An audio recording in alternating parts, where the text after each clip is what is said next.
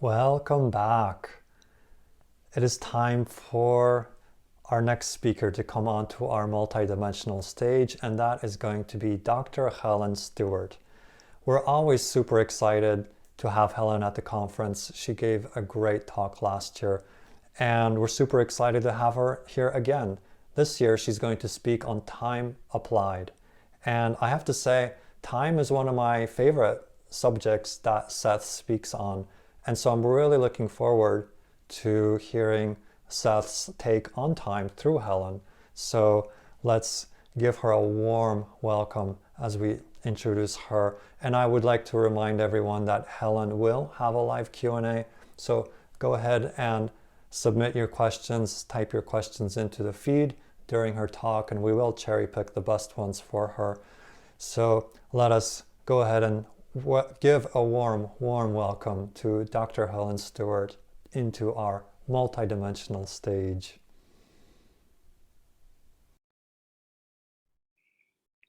I can't begin to tell you what a thrill, a pleasure it is to be speaking again at the California Seth Conference this year. It was such a wonderful time last year, and I hope, and I know, and I trust that this is going to be just as much fun hanging out with old and new Seth friends. So let me just start. I'm going to be talking about time applied. I know another presenter is also speaking about time this year, but probably from a much more theoretical basis, or, you know, talking more about what Seth says about time. I think for me, I'm going to be interested in how we apply time. So I'm not going to give you a bunch of whole Seth quotes because it'll take up too much time. When I started to do searches in the Seth material for time, there are so many quotes about time. And yet Seth says time is simultaneous, and that time and space are actually created outside of time and space. So to some extent, time is an illusion. On the other hand, right now, it feels just as real to me and perhaps to you as ever. So I'm not a physicist. I'm an intuitive.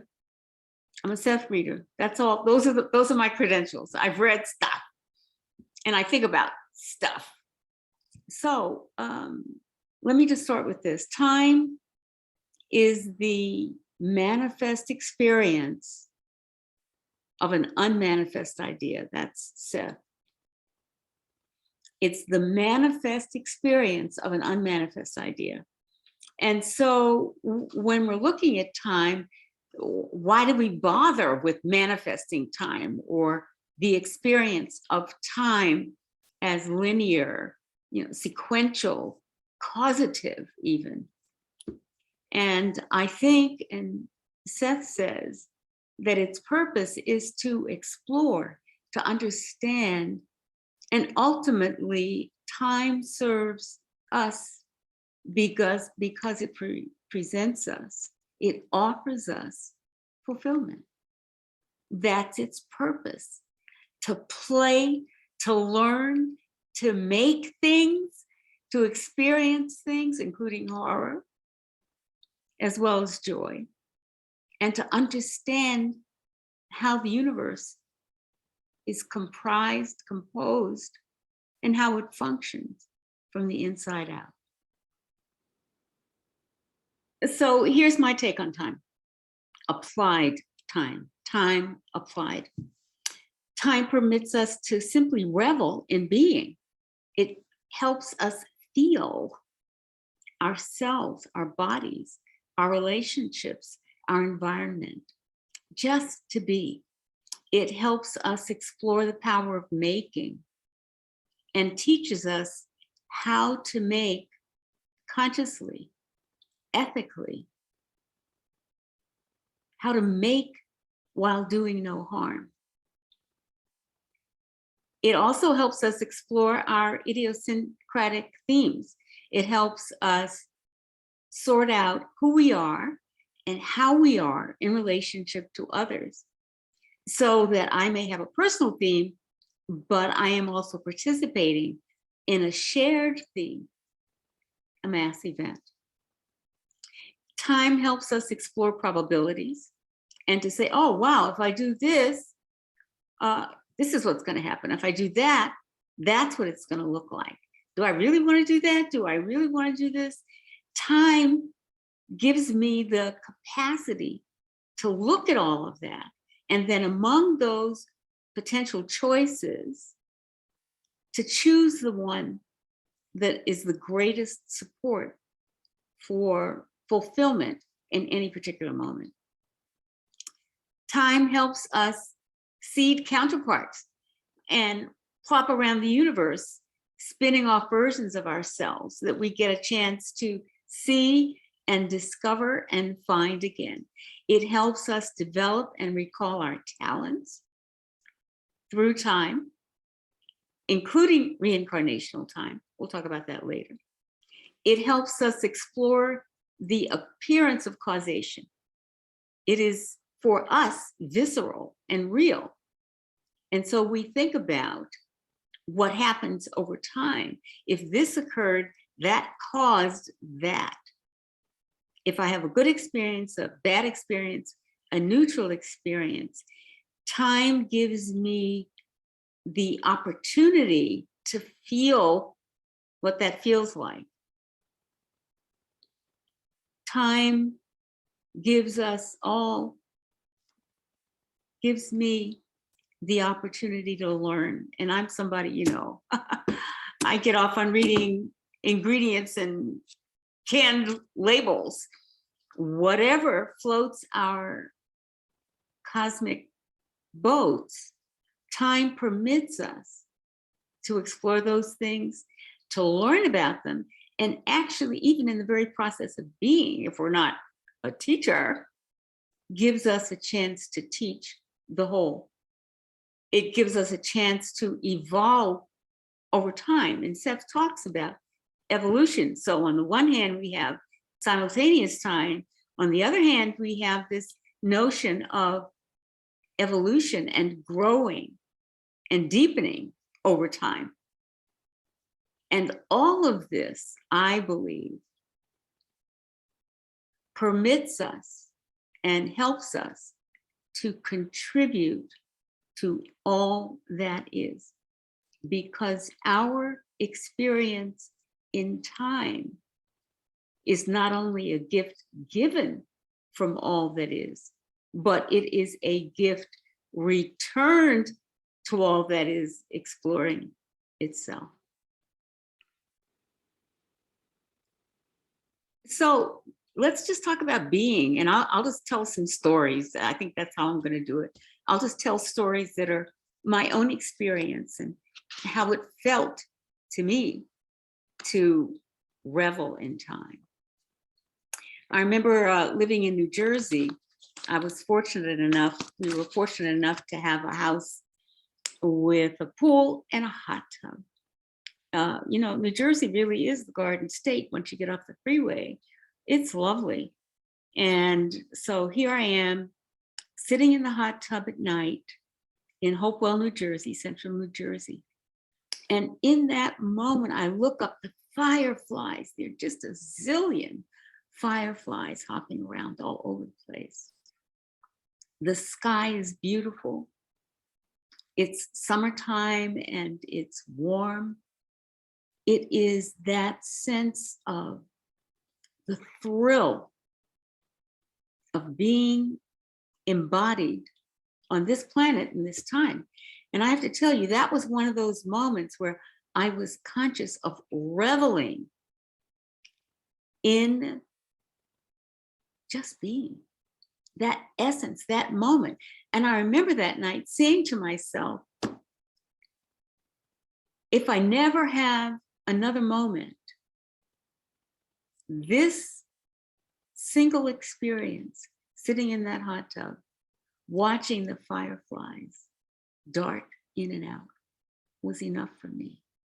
That single moment was so exquisite. It was a lifetime's worth of being in the flesh. The other thing that I think of when I think of reveling in time is finding again old friends, counterparts, probable selves, reincarnational selves. And I remember we watched a movie just recently called The Atom Project. And as they were making these decisions about how to contribute to the good of the whole, one of the characters says, "This is going to change now because we need to do this to save the planet, but I will find you again. I will find you again." And then to have that moment when we find each other again, that is a moment of reveling for me in being, of knowing that I've known this person forever, that I've been this place, that I've dreamed this moment, that I'm finding an old friend in new form, new circumstances, but with that same look in the eyes that says, "Hello again. Here we are. Isn't this fun?" What a hoot to discover that, to discover people, and also to discover all of these versions of the self. So that's the reveling part. It's a part of the reveling part. So now, let me think a little bit about the power of making. That's one of the things that time permits us to do. And I know I've told this story somewhere, perhaps in one of these meetings, where I was going to Denver. I lived in Santa Fe, New Mexico. I was driving to Denver to meet with clients and do a workshop. And as usual, I was running late and I was racing out the door, and I thought, I've got to make time to get to Denver in time for these appointments. So in that flip little moment, my little, almost not snarky, but I was anxious because I wanted to meet this obligation. I said, I really have to make time. And making time is kind of a slang word in the Black community, I know for sure, and perhaps in other communities as well. So I said, okay, I better make time. It took me twice as long to get to Denver as it normally does, because I literally made time. So you have to be thoughtful about these little flip remarks about making time, because in fact, I doubled the time, which means, what was the intent of that? Why would I, in a sense, slow myself down when I was trying to speed myself up? And perhaps its only purpose was to talk about it today or to laugh about it later. There was no traffic. There was nothing that changed. There was nothing remarkable in that trip from Santa Fe to Denver, but it took 12 hours instead of 6.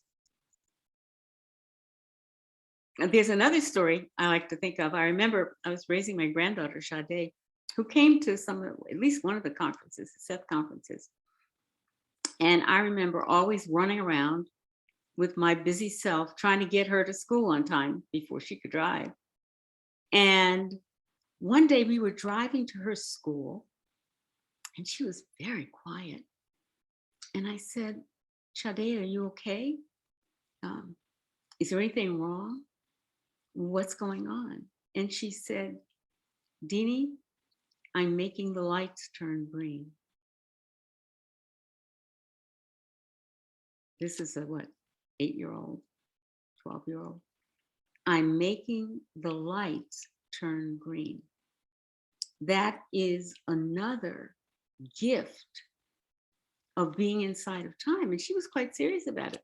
I shut up, we got there on time, and she was happy, and she took it as natural. She didn't go, ooh, I'm making time. She just said, oh, I have to make the lights turn green so I get to school on time.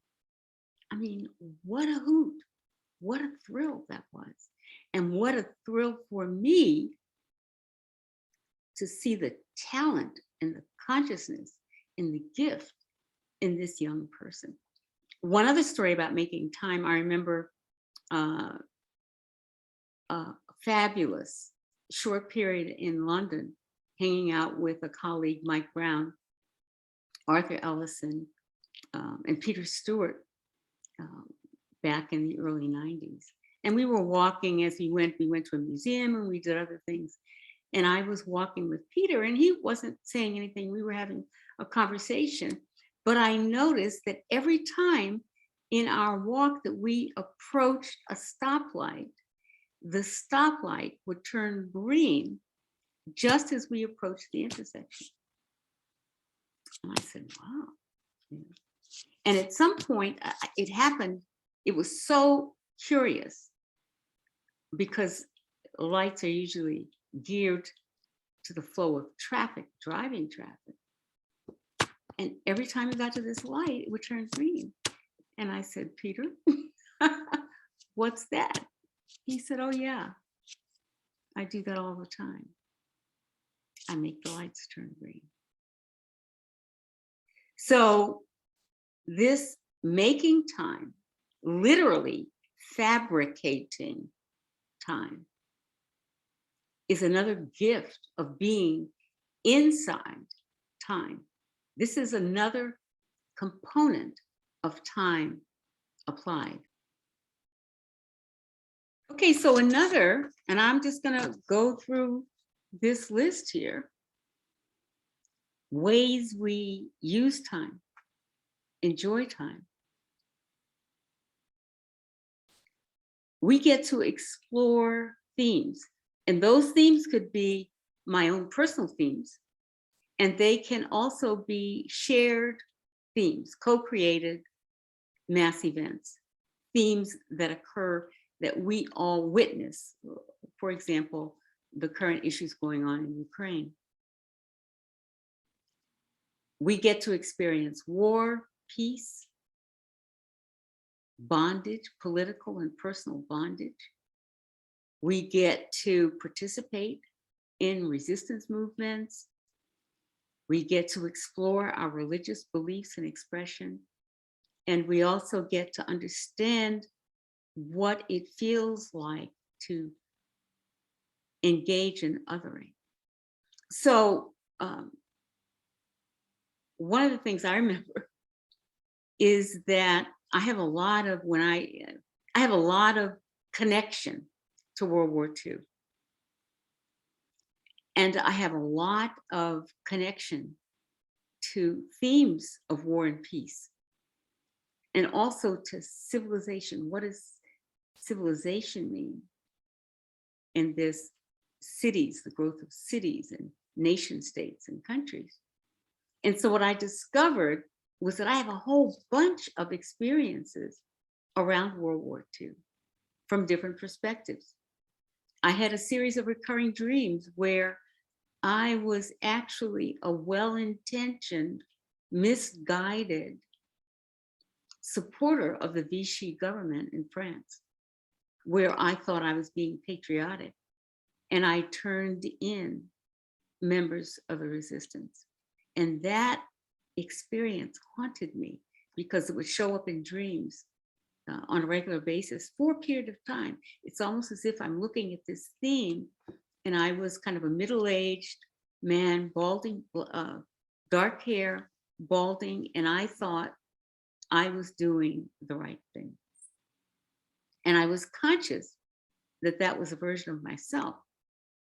I also had the experience of being a resistance fighter and making decisions about whether or not I would be discovered, be found, and to make sure that I had all I needed to commit suicide in the event it seemed I would be captured, so I would not give up any secret.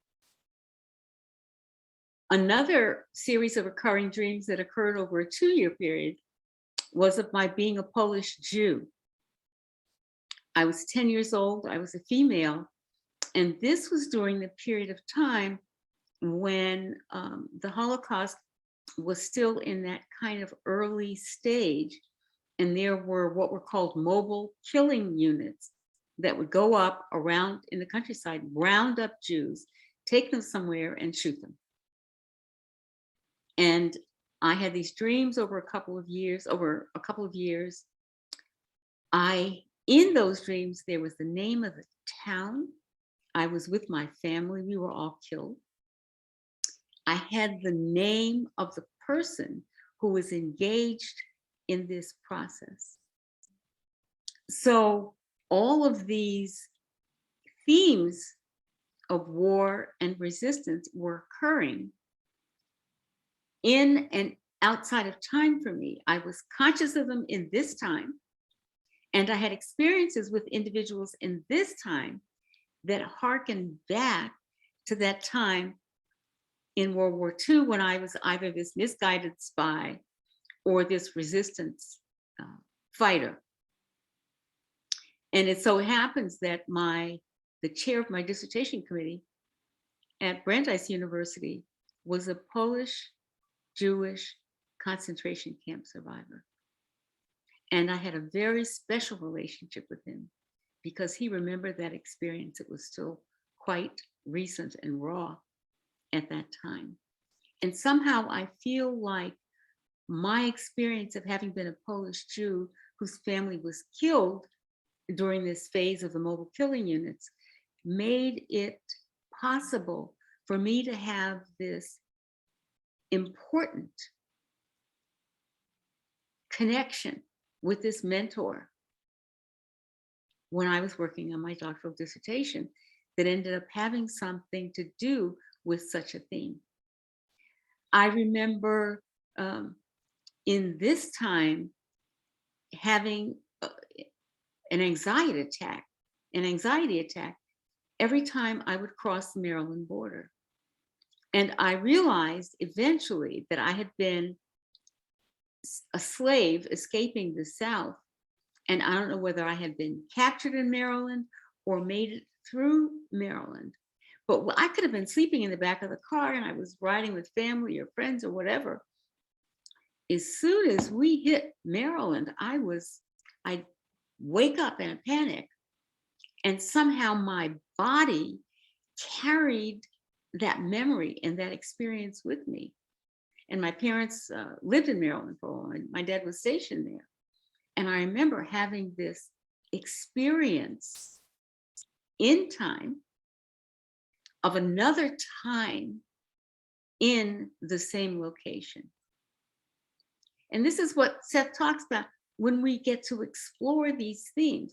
So I was exploring slavery, Black power movement, feminism, World War II, Holocaust, all of these varied experiences were a part of my personal theme. And as citizens of the planet, we are constantly exploring those themes together. And time applied, the experience of these things in quote real time helps us feel, understand, make decisions, explore probabilities in a very visceral way, even if the harm we do or the good we do is to some extent an illusion.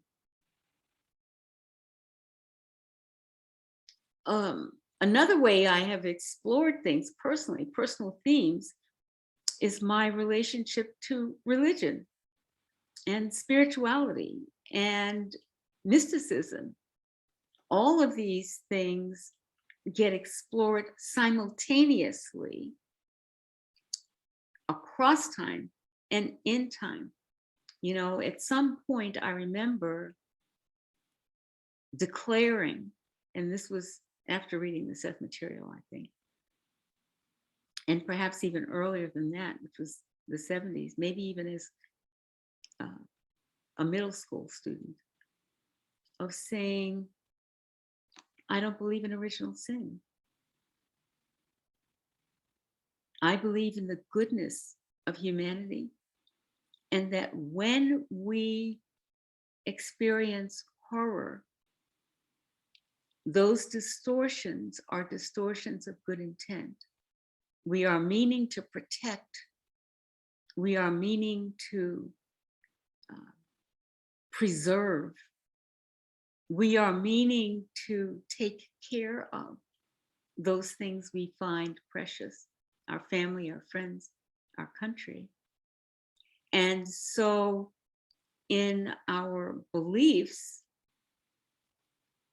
we have a chance to explore what this means. And I remember going through my phases of wanting to be a nun, a Catholic nun, because I liked their rituals, or I was going to be a Buddhist priest. I remember I was going to go and save all the little brown babies in Africa. I remember having these discussions with my family and others. I remember the God is Dead movement.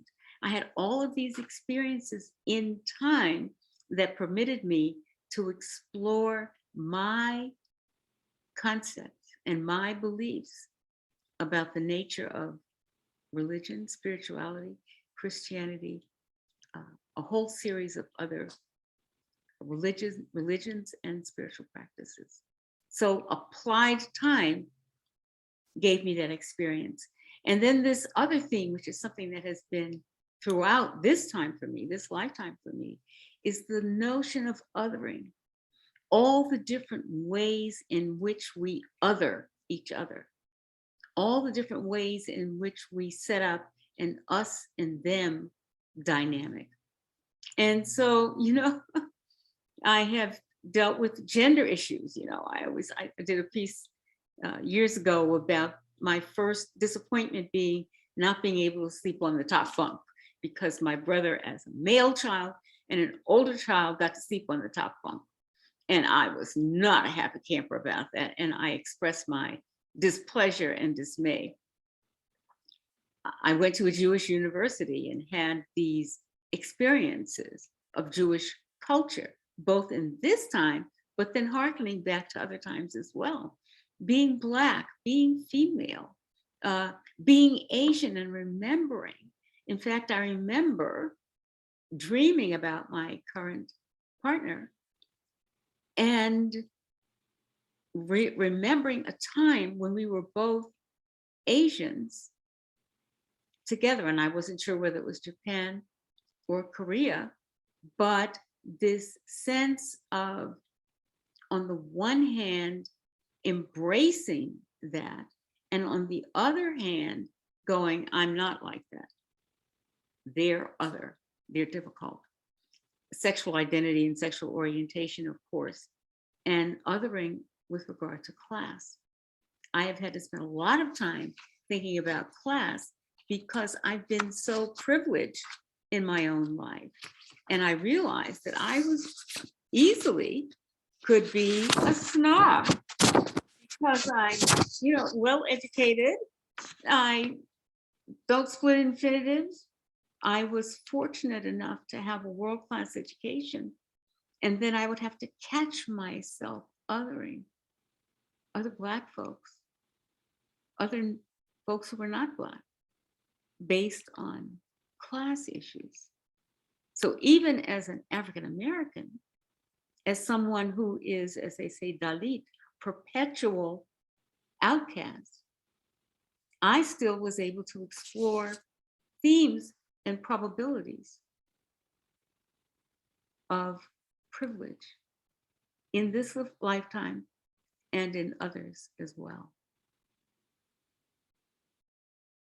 So when I think about exploring those probable selves, counterpart selves, one of the things that was always interesting is, because I'm a Black woman in this time, the gift of being a Black woman in this time. And I remember giggling once I started reading the Seth material, as I would notice counterparts. I could recognize counterparts. One of my colleagues at university was an African-American woman who is a classic scholar, researcher, teacher. We even looked alike, actually.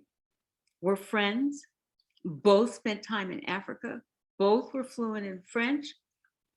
And I remember when I sort of veered off into a different path, I became an academic administrator, not a faculty member. I became more radical. I began to be interested in spirituality in ways that seemed to be at odds with my academic training. And as I remember watching this colleague, I realized that she and I are the same. We are aspects of the same identity.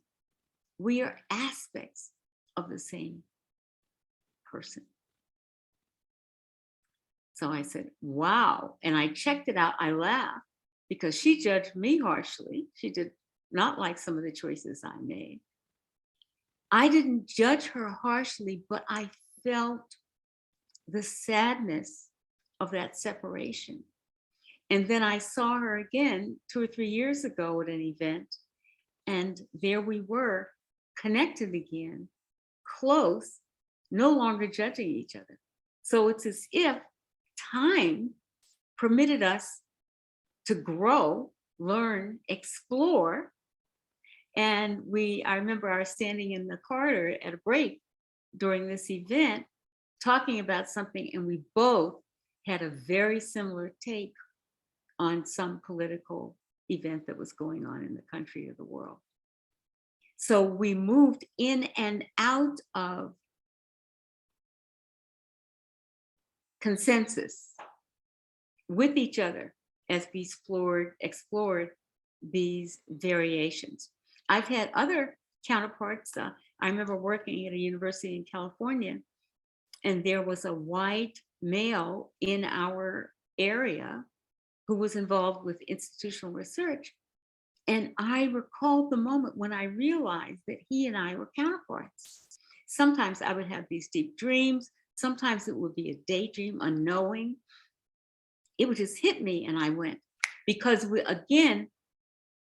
we functioned differently in that environment. We had different job titles, but we had the same values.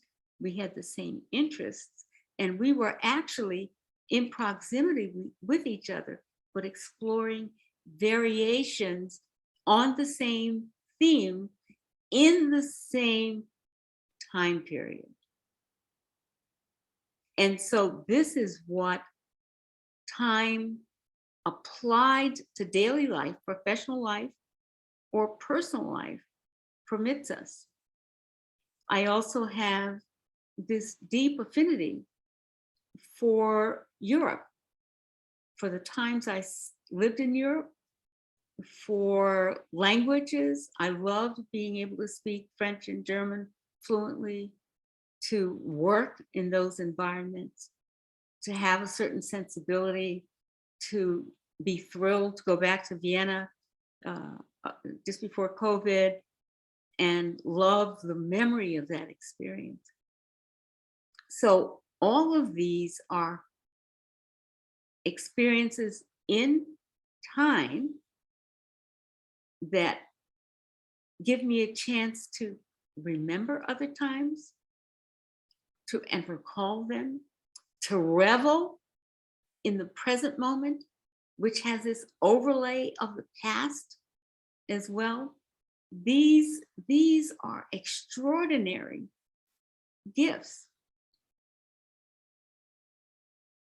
And when it comes to identity, I have had opportunities to explore a whole range of those, being in exclusive relationships with men, exclusive relationships with women, being kind of in between and not thinking about sexual orientation or gender identity or bisexuality. Seth says most of us are fundamentally bisexual. I think that fundamental bisexuality has to do with living in different times and places as a variation of humanity. Those moments when I was Asian or Black or white or male or female or uncertain or bisexual or non-binary. Time permits that exploration as intensively and uniquely focused as we wish, or like me, to have 17 lifetimes in one, and then get to compare and contrast, think about it, write about it, and giggle at these gifts of being and exploration. One of the things that's so interesting in this life, I was born into a military family. Both my father and my brother. My father was an Army officer. My brother was an Air Force pilot and officer. And I have always been a rabid pacifist. You know, it's like, go figure. Why would you choose to be an aardvark and a pacifist in a military family? I think the gift of being born in that family is that it gave me the opportunity to expand my view. I kind of think at some point, and in some way, my father was also a pacifist. He was a mystic in a lot of ways. And he was an Army chaplain. And he could serve without carrying weapons and without killing people. And he could also serve by pastoring to those who were wounded, the families of those who were killed. And he was all over the world as a military chaplain. I recall another experience in which, I think it was around the 1600s or 1500s, I was a headsman. I chopped off heads in England or in some part of the UK. And I realized when I explored this person, and I think through a combination of dreams and regressions and data and all these tools that we use to discover our broader selves, I had to respect him. His job was to kill people, and his job was to chop off heads, and he was just doing his job. And I came to have compassion for him because he wanted to be proud of his work and make sure he did a good job and did the job with one stroke in a way that caused the least pain and harm to the person he was killing. And so when I was in my most rabid anti-war pacifist phase in this lifetime, I had a whole series of dreams about this headsman, realizing that I was he. And that gave me both the opportunity and the joy of developing compassion, you know? And so you look at my father saying, you know, I need to take care of these soldiers, even if I don't carry a weapon. I received such benefits being a military dependent, and I can't let that slide. I can't pretend that didn't happen. War is bad, and therefore everything about it is bad. But my father's being called to war provided him a chance to travel the world, provided me and my brother to have a world-class education and also to travel the world, provided us great privilege because we got to live the experience of people, some of whom were frankly quite prejudiced and racist, having to salute the uniform and not the man. And we kind of chuckle at home because there were people who had no positive concept about Black folks, about African Americans. But because he was a field grade officer in the military, they had to salute him. And we thought, what irony, what a hoot this is. So I can't just go, out of war comes opportunity, out of peace comes struggle. When the war was over and it was peacetime again, he and many other soldiers had to struggle with being othered, being the object of scorn because they were Black men and Black women, dealing now after having served their country, having to sit at the back of the bus, or like we had to do, change railroad cars once we got to the Mason-Dixon line, or had to go to the bathroom on the side of the road in the 40s after the war because there was no place we could enter. So suddenly my Black and white thinking wasn't so black and white anymore. I mean, I had to, as we would say in the 60s, cop to the fact I had to acknowledge the gifts that horror and war bring, as well as the horrors. It's not so simple as that. And I remember hearing and reading about men who would say, I was more alive facing death than I have ever been. And so for them, war was the ultimate high, the ultimate experience of belonging and bonding and feeling that your life mattered and that your actions mattered. So I had to go back and redo my judgments about such matters. I remember when I was teaching a Seth class, and we did some exercise. And in that class, I was teaching class, I was standing there, and during this exercise, I saw a Japanese man parachuting from a plane to land somewhere and go to battle. And I don't remember whether he was killed going down, but I think he died at that time. But in that moment, we looked at each other. We, across time and space. And I know that he and I were one, that we were the same person. And we watched each other, our eyes locked, and he continued to descend toward the ground. And I was struck with compassion for him, who might, in every other context, be an enemy. Time permits us the wonder of these experiences, and I feel the joy of this privilege of time.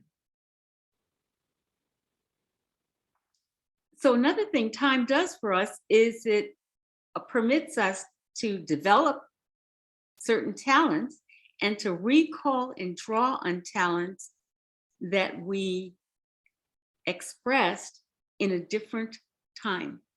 So this time thing really depends also upon an acceptance that reincarnation is real.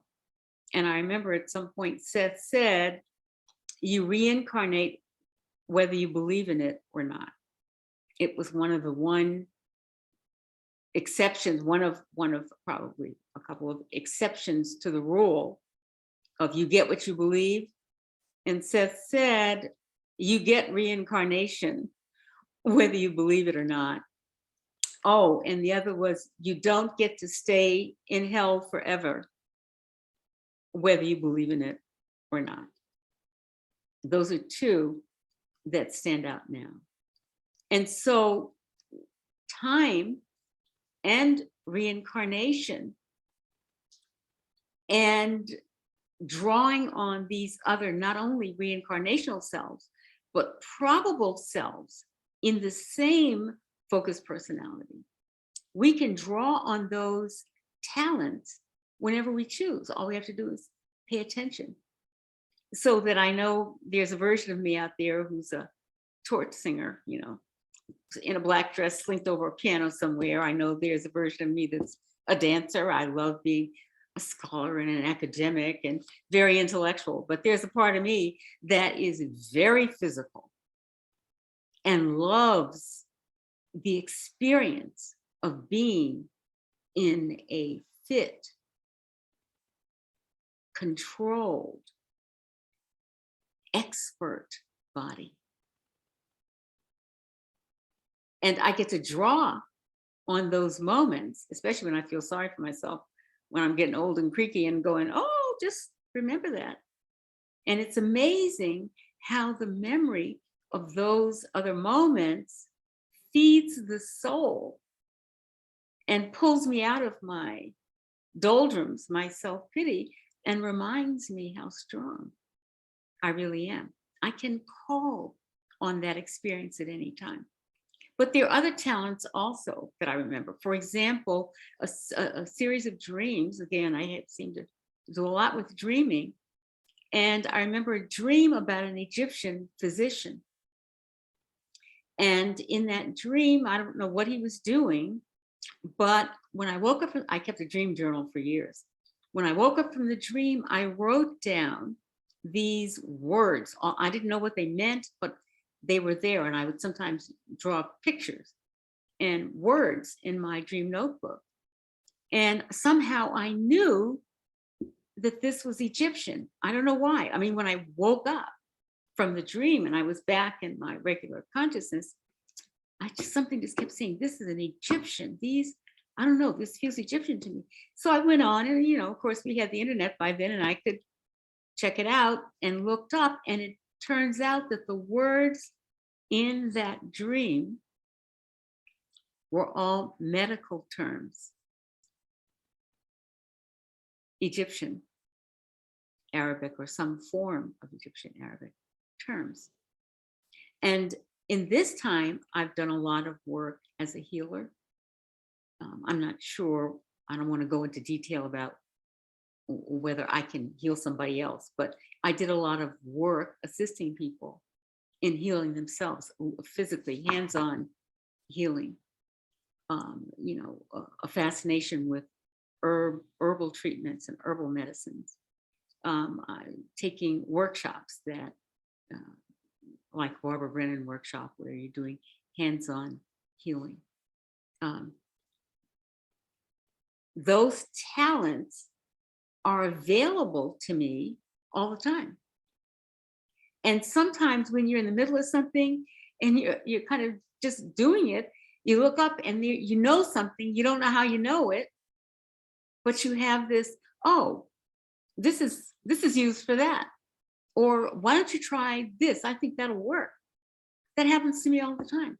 And I know that I'm drawing on not only what I studied in this time, but I'm drawing on those reincarnational selves that have talents that are relevant to the moment point.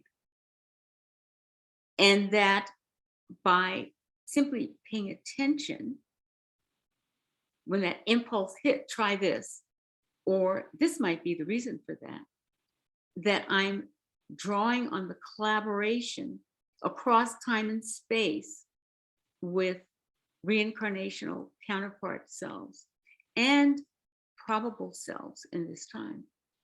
There was a moment when I considered that healing work would be my primary work, and a moment when I decided not to do that.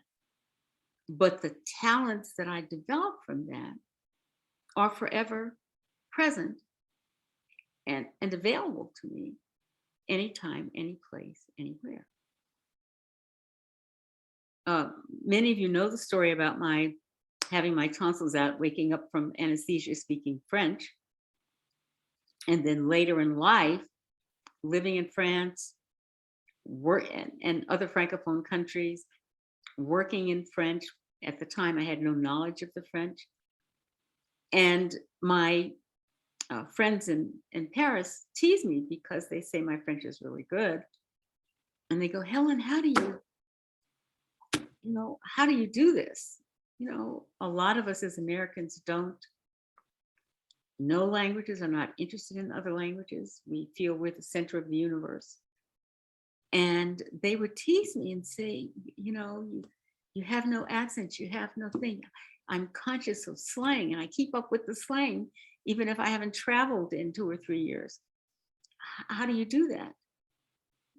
But I also recall other lifetimes, contemporary, being French. And I, in fact, remember a time of being a psychic, a seer, who was poor, lived sort of outside the outskirts of a city, and people would come to her to seek advice, intuitive advice. And of course, what I do in this time now is intuitive work. And that woman sitting outside the town limits in France in some period of time, fairly modern. And I continue to inform each other's work all the time. I know that I have talents that span time, and I know I have company that helps me with this talent. So, I call my guides, I stopped worrying about who they are and what their names were and all that stuff years ago. But I remember with these guides, some of them are still here now. Some of them are deceased in these terms. Some of them were never incarnated as humans. Some were historical figures. I got all these folks, including versions of myself, helping me out in this time and this space. I remember going to Machu Picchu, and all of a sudden, all of these talents showed up. We were doing something. And I had this moment where I could see color in a way I'd never seen it before, where I could watch energy move. When we went to some site that's in the process of being excavated, I went into this whole thing, and these were my rooms. And I looked at this site and I knew where I had lived in Peru. At that time, it wasn't Machu Picchu, it was a different town, where I had lived with some authority, and I had certain talents. All of those talents are available to me, yours available to you, on demand, anytime, any place. My dad used to always get lost and we would travel. We traveled all over Europe. And I still remember to this day when were lost in Switzerland somewhere, running out of gas, as we were wont to do on a regular basis, or almost run out of gas. And we were driving into a place we had never been before, and I did not know. And I remember from the backseat of the car telling my father, go down here, turn right, blah, blah, blah, blah, blah. There's a gas station there. He drifted down the rest of that mountain hill in neutral. So to conserve on gas, he followed those directions and there was a gas station refilled up. I mean, what do you do with that? Time and living in time permitted me to be aware of these talents in ways that if I were just in the bliss and void of all that is, I would not be able to express, explore, play with, have fun with, enjoy. This is another gift of time. My goodness, time flies. I'm looking here with all these other things to say. I guess I better hurry up. So I'll start giving lists now. Time permits us to explore causation, the appearance of causation, to explore things like natural versus unnatural guilt, to look at issues of crime and punishment, to pay attention to experiences of genocide, of climate change, to figure out whether or not we can actually destroy the planet if we put our minds to it. And there are some who are not putting their minds to destroying the planet, but caring less about it. To feel the impact and the implications of our behavior. If what I do causes harm or pain, I get to see the implications of that without judgment and blame. We all do the best we can, but I notice that. And time permits us to look at the effect of causation as if it were real. And I do remember a quote from Seth: when we engage in these activities and get a chance to see what we do and permit suffering, one of the things he said is that suffering is not good for the soul unless it teaches you how to stop suffering. That is its purpose. And I believe that the appearance of causation permits us to understand and improve our behavior in that way. So we get to evolve because of time. We get to see the implications of our action. We get to understand and be understood. We get to forgive and be forgiven. We get to love and be loved. We get to change what feels like the past, the present, and the future. We get to gradually hold more and more in our present awareness. We get to explore the possible. All of these are the gifts of time. And in so doing, we contribute to the whole. We teach all that is more and more about itself. We show ourselves to all that is and contribute to all that is through this marvelous gift of time. And in that way, we permit ourselves understanding, forgiveness, deep listening, deep seeing, and then ultimately fulfillment. Because when we are fulfilled individually and collectively, I believe we do no harm. So thank you. I think I've run over a bit, so I don't know, we'll have to take a look at that. Thank you for this opportunity to spend time with you talking about time applied. It is great to be here again. Well, hello, everybody. We're here with Helen live in our live Q&A, digital multidimensional stage. And so, first of all, thank you, Helen, for joining us, coming out of Hawaii and yet another time zone. So thank you for being here. And we also have Virginia helping out with the Q&A as well. So let's go ahead and kick things off. First of all, I loved your presentation and your explanation and your sharing of multidimensionality. And I've always, that's one thing I love about the Seth material is just being able to go into that multi-awareness of multi-points of view and realizing that each point of view is valid within all that is, but that through each life we experience one side of it or one aspect of that multidimensional crystal or one facet, right? So I loved all your explanations of seeing yourself, tapping into other lives where you've had perspectives from other angles, right? I think that's incredible, right?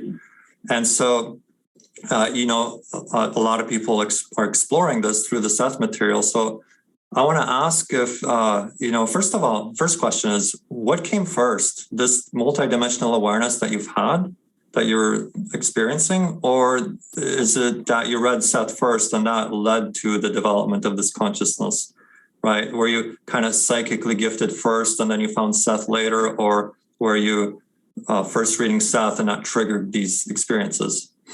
Well, yes. Perfect. That's great. This and that. Both and. I have told stories before about being aware around the age of 4 that something was going on. And I was not just here and not just this, that I had a purpose and I felt like an adult. So I talked about that. But the thing about the Seth material was that it's almost like coming home. You know you're an aardvark, and you know that what you're getting in church or home or school is relevant and meaningful, but you also know there's something else. There are all these little dangling modifiers, hanging out there, and there's no place to put that. So, yes, I had the experience. I used to get in trouble being in people's business all the time, literally in trouble. So-and-so doesn't really love his wife. I'd be telling tales out of school. So all of that happened. But when I started reading Seth material, and it took a while, it wasn't immediate. It was like, let me go back to that. Then everything fell into place. It's like, this is what I've always known. So it's almost as if my experience corroborated the books, and the books corroborated my experience. Yeah, that makes sense. So you've had experiences, and then you read the Seth material, and you're like, oh, here's a framework into which all these experiences can actually fit. Exactly. Yeah, that's awesome. And then I was hooked. That was it. 1972. That's right. it. Not all of it, but you were going back. So great. Another question, this one actually Virginia and I were talking about, is any idea that you would recommend for, how can people recognize their counterparts in the way that you have, and even, parallel lives, other lives, all of that? Is there an exercise or a way to tap into that? Yeah, I think there's several. One, I think it was Yoke or Patricia in the chat, talking about the intensity of emotion. Sometimes there is an emotional hit that is different from other kinds of interactions. For example, I told the story about the Polish girl who was killed. It so happens that from my dream experiences and my real world experience, this framework one, in this time, the person who killed me when I was a Polish Jew was a colleague in one of the workplaces. And I had this intense, it wasn't really a relationship, but intense dislike for this person. And I thought he was bogarting all over the place. And I just didn't like his style. And in my dream work, I realized that he was the same person who was in charge of the mobile killing unit that killed my family in Poland. And so the intensity of emotion says, pay attention. The dream helped flesh it out because I had names.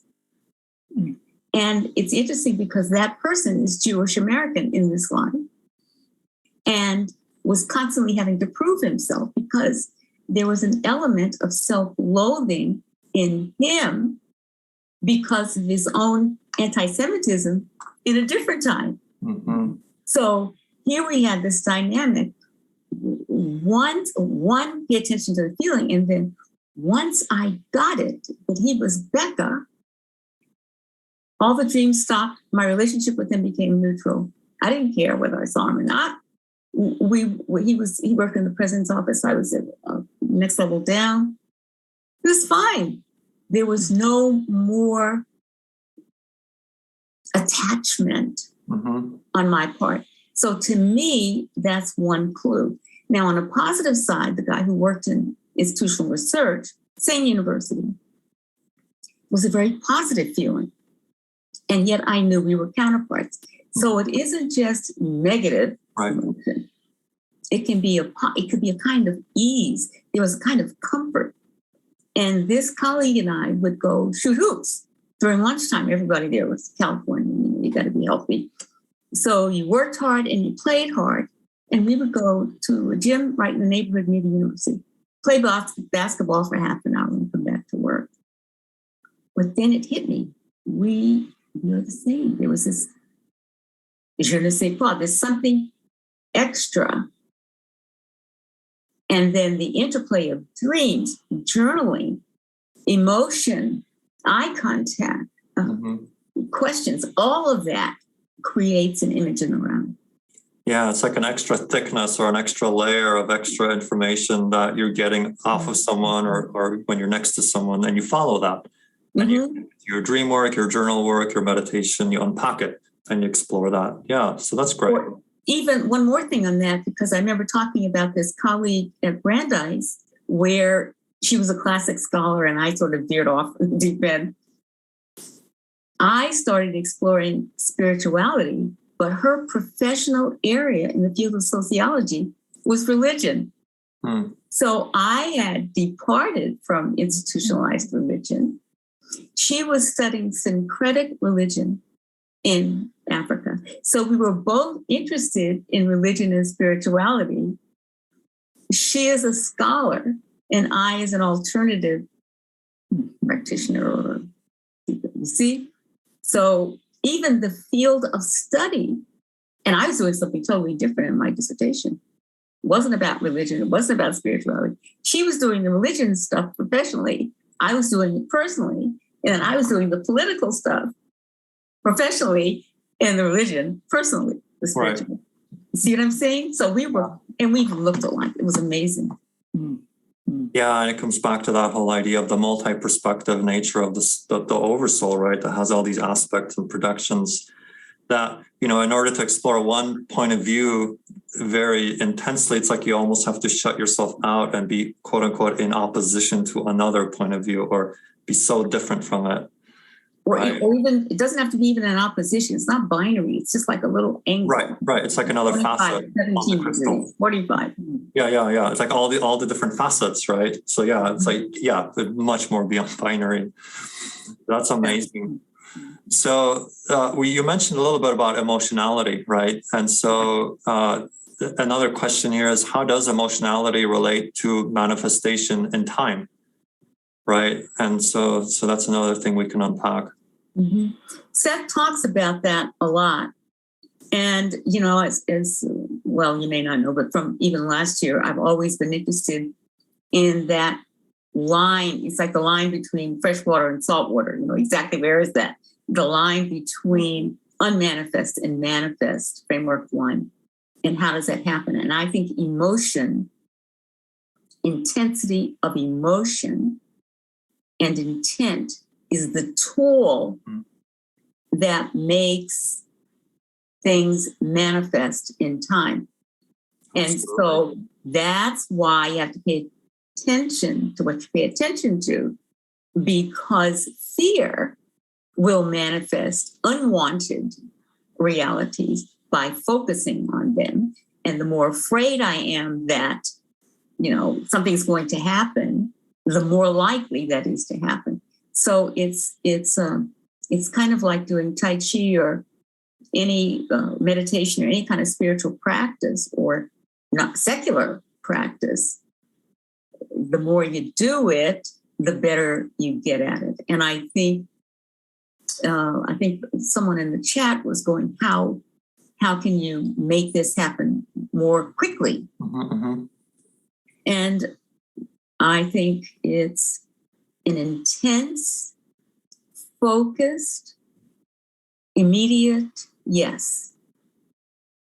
Yeah, Seth has... Only yes. No no's. Just yes. Mm-hmm. And you don't have to say it 57 times an hour, because if you mean it, if you say it 57 times, it means you didn't trust the first 56.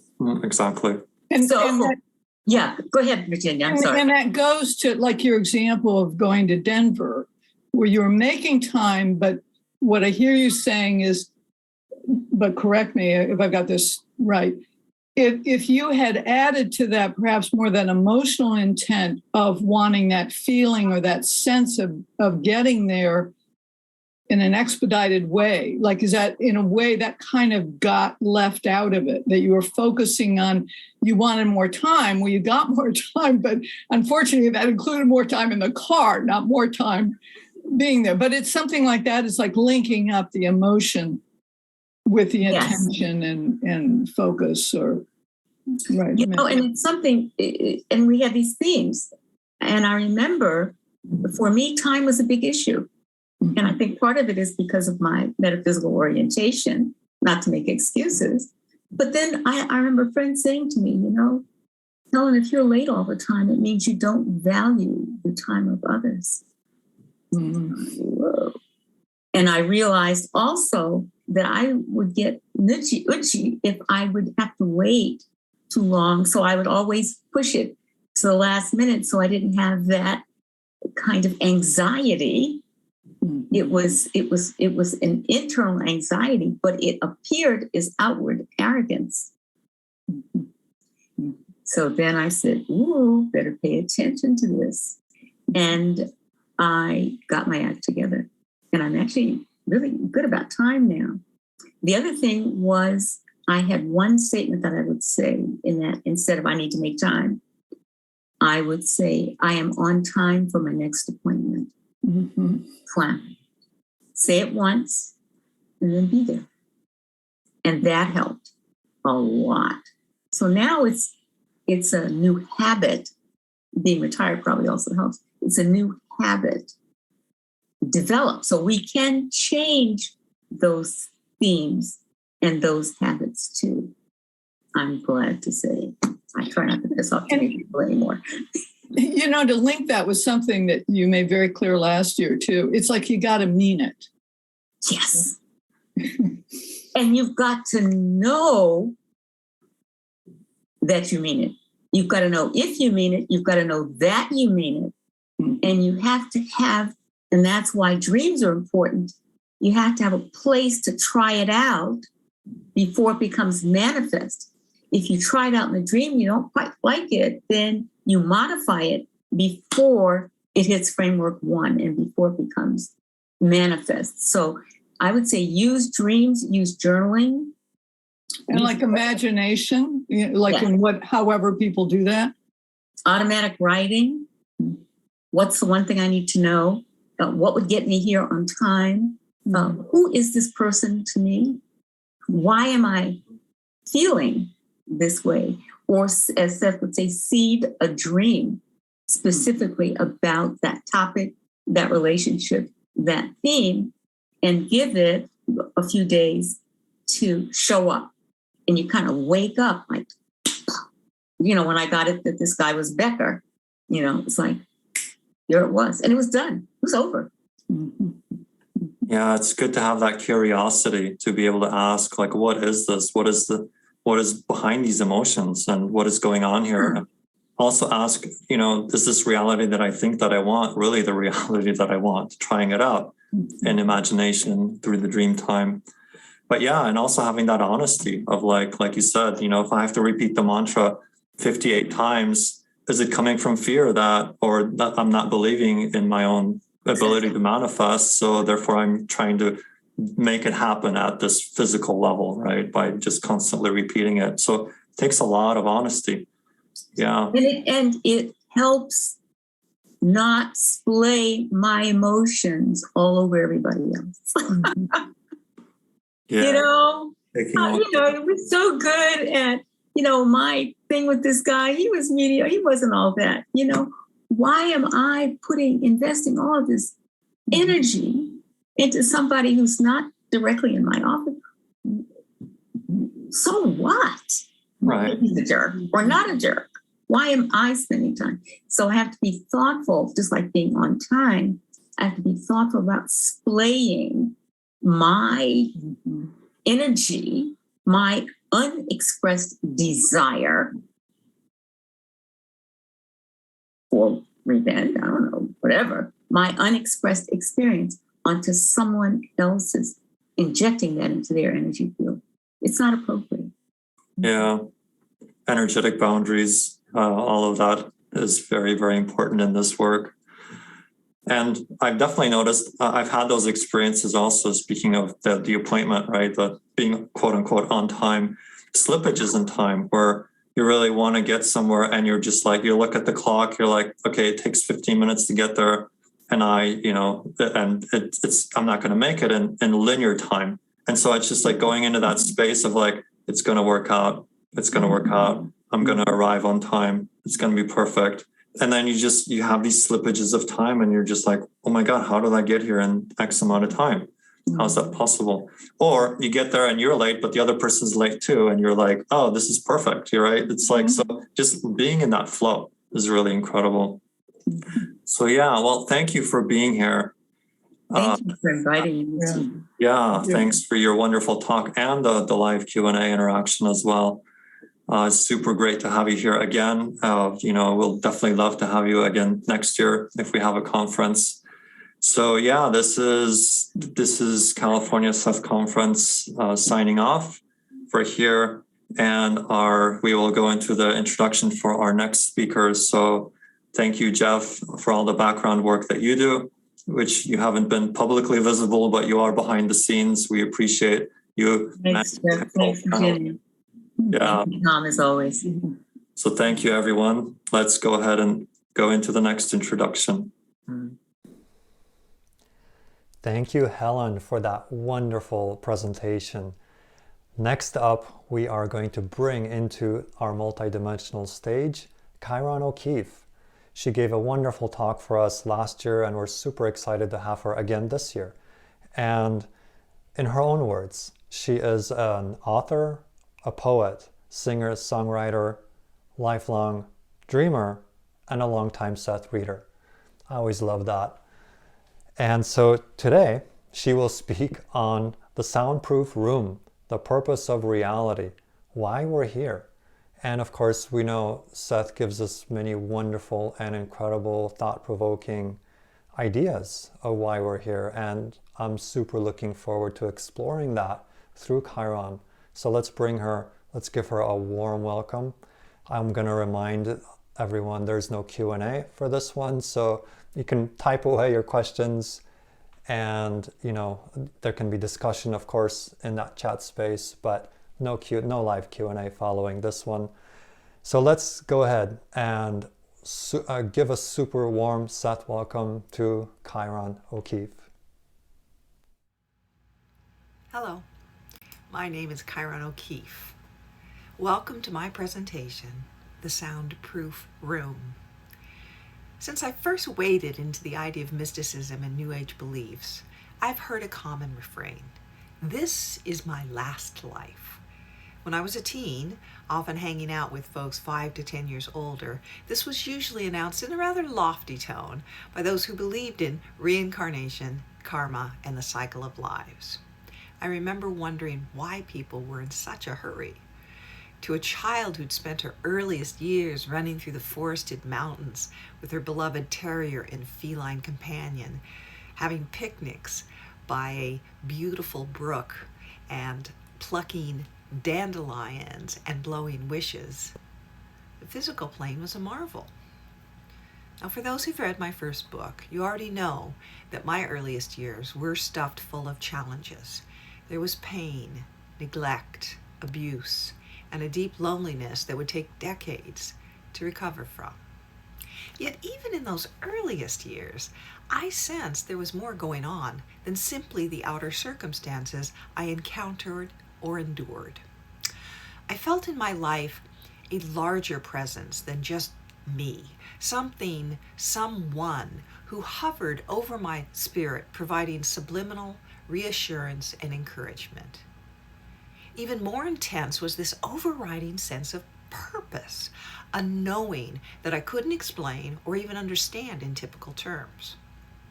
I was drawn to New Age philosophies, along with psychology, and the ideas presented in many of the self-help books I read as a teen.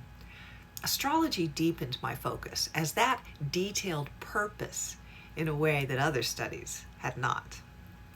Yet it wasn't until I read my first Seth book, after close to 10 years of independent study and the piecing together of my own personal philosophy, that I finally had confirmation of what I'd sensed all along.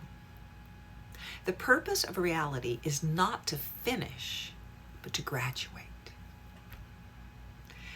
In this talk, we're going to dip into the less flashy sibling to you create your reality, accountability.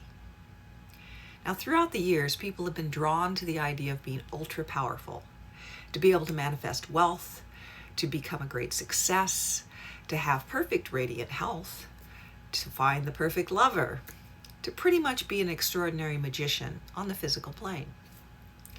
Now, in the 60s, many popular books promised to teach us how to think and grow rich, or how to win friends and influence people. They promised that the secret to being successful is due to the power of positive thinking. And frankly, in many cases, they're right. Focus does matter, and beliefs are clearly played out in physical reality. Yet is that the purpose? Is it really all about winning? Now, those of us who begin flipping through metaphysical books or seeking out esoteric teachers are hungry for something we have yet to name. Beyond the sparkle and the excitement of success, the solitary focus on positive thinking, or the law of attraction, is based on the notion that the physical framework is a huge amusement park filled with tempting delights. And obviously, we just need the right formula to manifest our heart's desire. Now, I know personally folks who've applied the positive thinking law of attraction formula, and with astonishing success. It feels like magic, it's satisfying, and it's definitely fun. But what's missing from the scenario of thinking positive and manifesting wealth is, why are we here? This is the underlying question of the purpose of life. What is the end game? Now, for the religious, it may be the mythic reward-punishment fable, which states that a soul lands in a heavenly paradise if they follow the rules, believe as they are told, and often donate very heavily. Or they get tortured for eternity by Satan, a rebellious demon who's been enlisted by an authority figure. Now, this authority figure has different names in different religions, but the umbrella term is God, while Satan is the devilish character whose sole purpose is to tempt you into sin and then punish those who rebel or displease God. Now, many Eastern religions believe the soul incarnates repeatedly, working through karmic debts and earning rewards, which result in better and better lives, until at last the promised reward is reached.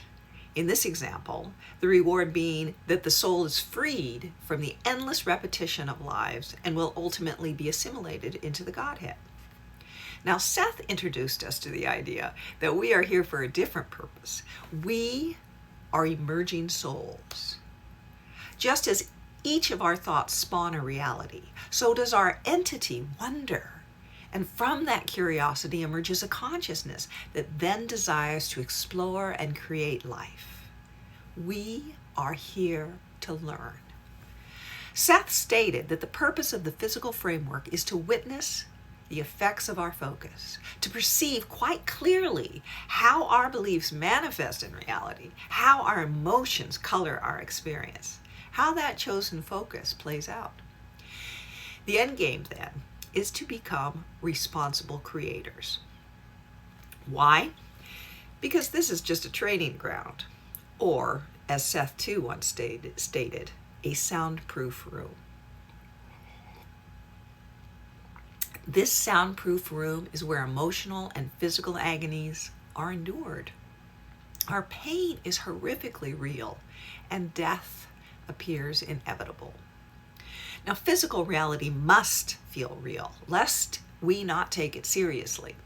For until we have learned to be ourselves, and in that selfhood, to be constructive and responsible creators, we're not allowed out of this playground. Now let's take a moment to examine more thoroughly this extended quote from the Seth material by Jane Roberts. This is from session 446, chapter 20. The physical system is an illusion, but you must accept it, and from your viewpoint, try to understand the realities that exist beyond it. Now, the physical system is beautifully designed to feel real, yet it's an illusion.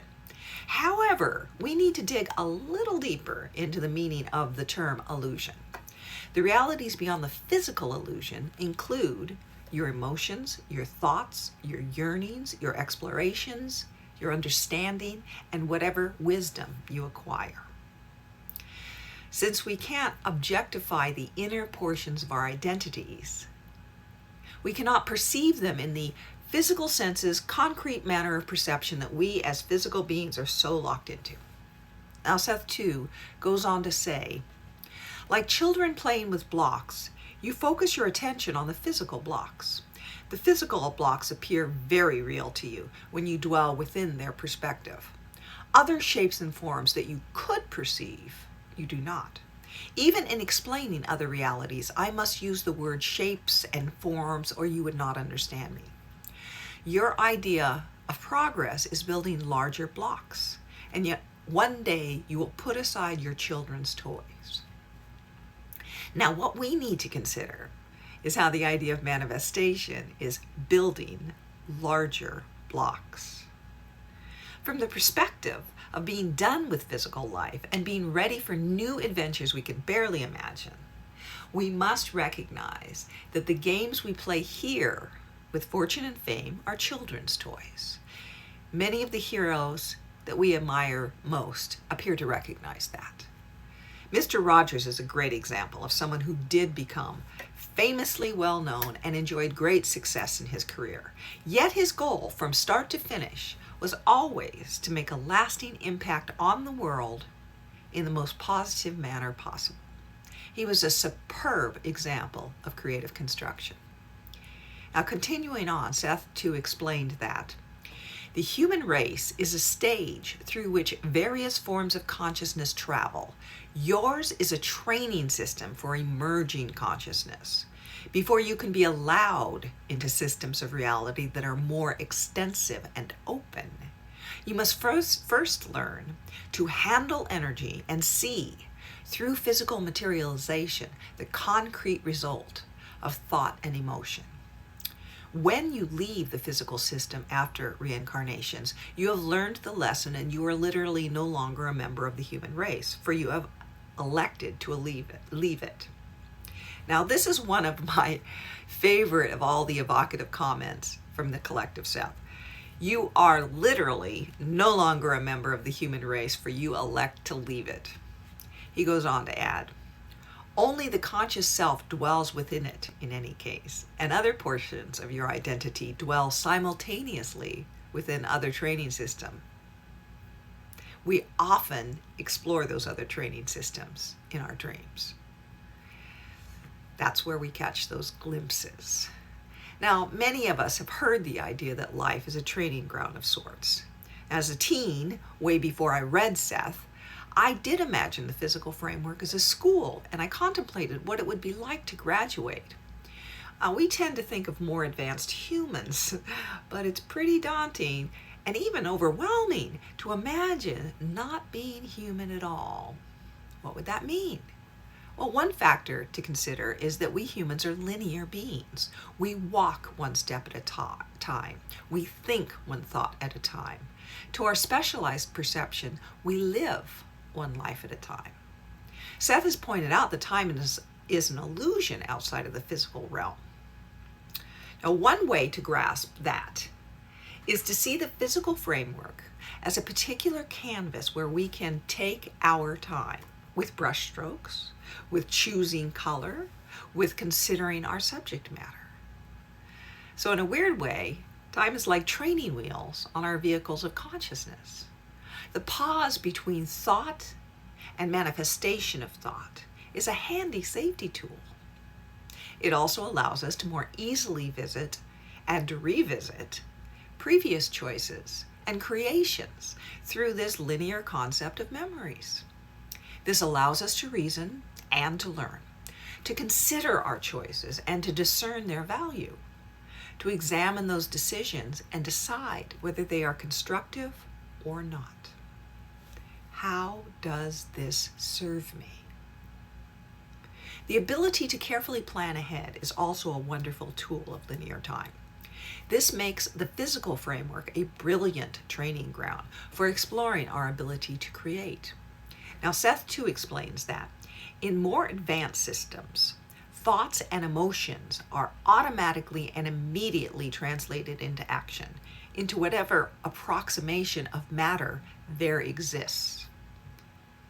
Approximation of matter actually points out that matter is not the essential building block of the universe we humans rely on, and perhaps only consciousness is.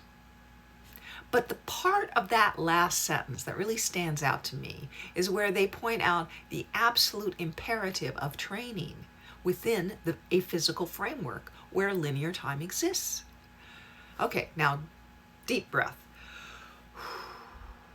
Thoughts and emotions are automatically and immediately translated into action. Now let's take a pause and consider that. Simply with the idea of equilibrium, how fast do thoughts fly in your brain? Now imagine that stream of consciousness appearing wildly around us like a 3D Tim Burton movie. Our hopes, our dreams flying by too fast to grab, our fears transforming into nightmares without any control. It's daunting to even consider, but we do get glimpses within dreams. Now, they're still being translated into an approximation of the physical universe that we know and love. Yet things shift with sometimes overwhelming speed. So, this training ground is vital to help us gain proficiency, but even more importantly, so that we become responsible creators. Seth, too, emphasized this quite strongly. Therefore, the lessons must be taught and learned well. The responsibility for creation must be clearly understood. To some extent, you are in a soundproof and isolated room. Hate creates destruction in that room. And until the lessons are learned, destruction follows destruction. In the terms of other systems, that kind of destruction does not exist. But you believe that it does, and the agonies of dying are sorely felt. It is not that you must be taught not to destroy, for destruction does not actually exist. It is that you must be trained to create responsibly. This could not be more clear. All around us is evidence of irresponsible creation. Greed, rage, prejudice, thoughtlessness, a potpourri of irresponsibility by people who have no idea nor much care that they are leaving behind them carnage, both figurative and literal, in their wake. To sum up this vital passage, the weapons of destruction are the obvious things that you see. The counterparts are not so evident, and yet it is the counterparts that are important. The self-discipline learned, the control, the compassion that is finally aroused, and that final and last lesson, the positive desire for creativity and love over destruction and hatred. When this is learned, the cycle is finished. The training will serve you for existence in a variety of interrelated systems.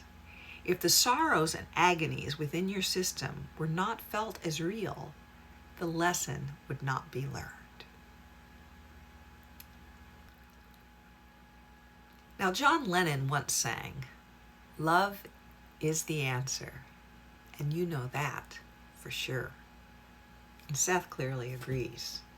We stumble into and attract circumstances to learn, and the biggest lesson on our docket is to perceive with piercing intensity the destruction wrought by hate, and to recognize the futility of destruction beyond any doubt. It is then we finally choose love, and until we so choose, we will thrust ourselves into challenging circumstances over and over again until we finally get it. Which is why, also, so many of us create backgrounds that are not easy, to put it mildly. After a few lives, there's more at stake than simply manipulating reality like colorful building blocks. You must develop character. You must develop empathy. You must develop integrity. You must understand the purpose of compassion. Now, my mom used to tell me that hard work builds character, and that became a belief I adopted. There was adequate proof in that I had a sister who was a whiz at reality creation and managed to skirt through life with little consequences and a lot of fun. She closed her eyes to the pain she caused, reframed the generosity of others as manifesting wealth, and shamelessly used and even hurt others. She didn't work hard, and yes, it was true that she appeared to blithely bypass any opportunities to build character. So there was my proof. Yet the actual reality of struggle is more complicated than that. The hard work builds character belief was an easy one for me to buy into because there is a built-in advantage to struggle, no matter how backwards that sounds. It forces you to examine things a bit more. Now, if you fall and sprain your primary wrist, you now have more understanding about the challenges of someone who is disabled. Simple things like brushing your teeth, pouring some juice, folding clothes, opening a door can be overwhelming. If you catch pneumonia and recover, witnessing somebody struggle to breathe with asthma or with an oxygen tank now has an impact on you. Similarly, we may not be able to imagine the overwhelming pain of another without context. There's a reason why there are support groups for those who are trying to recover from the horrors of addiction or come to terms with a devastating loss. Which brings us back to the notion of the purpose of reality. Lives are crafted with purpose in mind. At first, it's about learning to maneuver. Just as a child must first learn to toddle, we must gain a level of proficiency to manipulate reality. Unfortunately, if we believe that mastery of reality creation is based solely on our proficiency in reality manipulation, we neglect the true purpose of why we're here, to become responsible creators. Now back to the older sister whom I adored to the point of hero worship. When she was inspired to investigate spiritual paths after witnessing me read dozens of books and create my own personal philosophy, she was drawn to the idea of being a god. She loved hearing supposed proof, of mystics able to manifest baubles in the air, or perform psychic surgery, or make the blind see. She found a guru who told her exactly what she wanted to hear, that she was all-powerful, would someday be lord of her own planet, and was the one destined to discover the golden tablets at the base of the Great Pyramids. She wasn't quite ready for the responsibility of creation, but she was excellent at the manifestation part. Now, if one were to examine the wealthiest and most successful humans, we can see a lot of manifesting baubles, yet little compassion or responsibility. For the most part, after a few lives, when one reaches that stage where it's time to metaphorically select a major and prepare to graduate, there are some distinguishing factors. One is that unusual levels of responsibility early in life is a common theme. Souls may recognize that ease can often lead to complacency, so they carefully choose a more challenging beginning, a childhood that prepares us for the lessons we hope to learn and the awareness we hope to incorporate. Now, this is not a given. This is not to say we must struggle or that everyone who struggles is at a certain level. Not at all. Let's pause, though, and consider for just a moment the challenge of setting up a life pre-birth. Just like an author, you must choose the background of your character. You must consider the advantages and challenges from the perspective of your long-term goal. You must ponder before jumping back into that physical body what conditions, what family, which location, and which physical vehicle will serve your curriculum. You have the linear experience of other lives to factor in. Remember, even if time is simultaneous to our whole self, the personalities that incarnate do perceive from a linear perspective. So now we examine mistakes we've made, regrets we still hold. Beliefs that we clung to in one life may need to be examined more thoroughly. There are guides always ready to help you perceive afterlife, but they can only help us within the context of our current comprehension. Just as with a toddler who can't understand the complexities of a situation, so are our guides locked into communication with us at our level of perception. How many times in this life did you perceive what was a clear lesson, yet you simply didn't want to perceive it at the time? Years, even decades later, you revisit that situation in your mind, and now it seems obvious. You think to yourself, how could I have been so blind? So, those beliefs we hold when we die will also influence our pre-birth decisions, along with leftover desires or unfinished business. Now, after a few lives, we have a bit more awareness, which would lead to choosing a more specific course in life. We may decide that certain obstacles or a definitive crisis might awaken us or challenge us to look a little deeper, so we will set that up. Now, one of my weirdest and most telling dreams was when I tuned into one of my lives where I was fleeing an abusive husband, dove into the river, and began swimming frantically. In that life, in that moment, I actually had planned on dying. That was my decision. But I didn't want to go the usual route of women of my culture in that time, which was to commit suicide by fire. Drowning seemed much more straightforward, not to mention less painful. And in my dream, I swam fast and furiously, thinking, it won't be long now. In my dream, this was a review of that death in preparation for my upcoming life.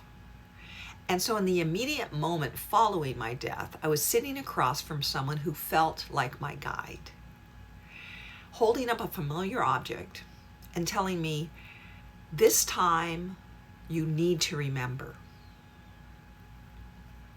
Now, when I woke, reviewing the dream, the object was so familiar to me, but I couldn't put my finger on why.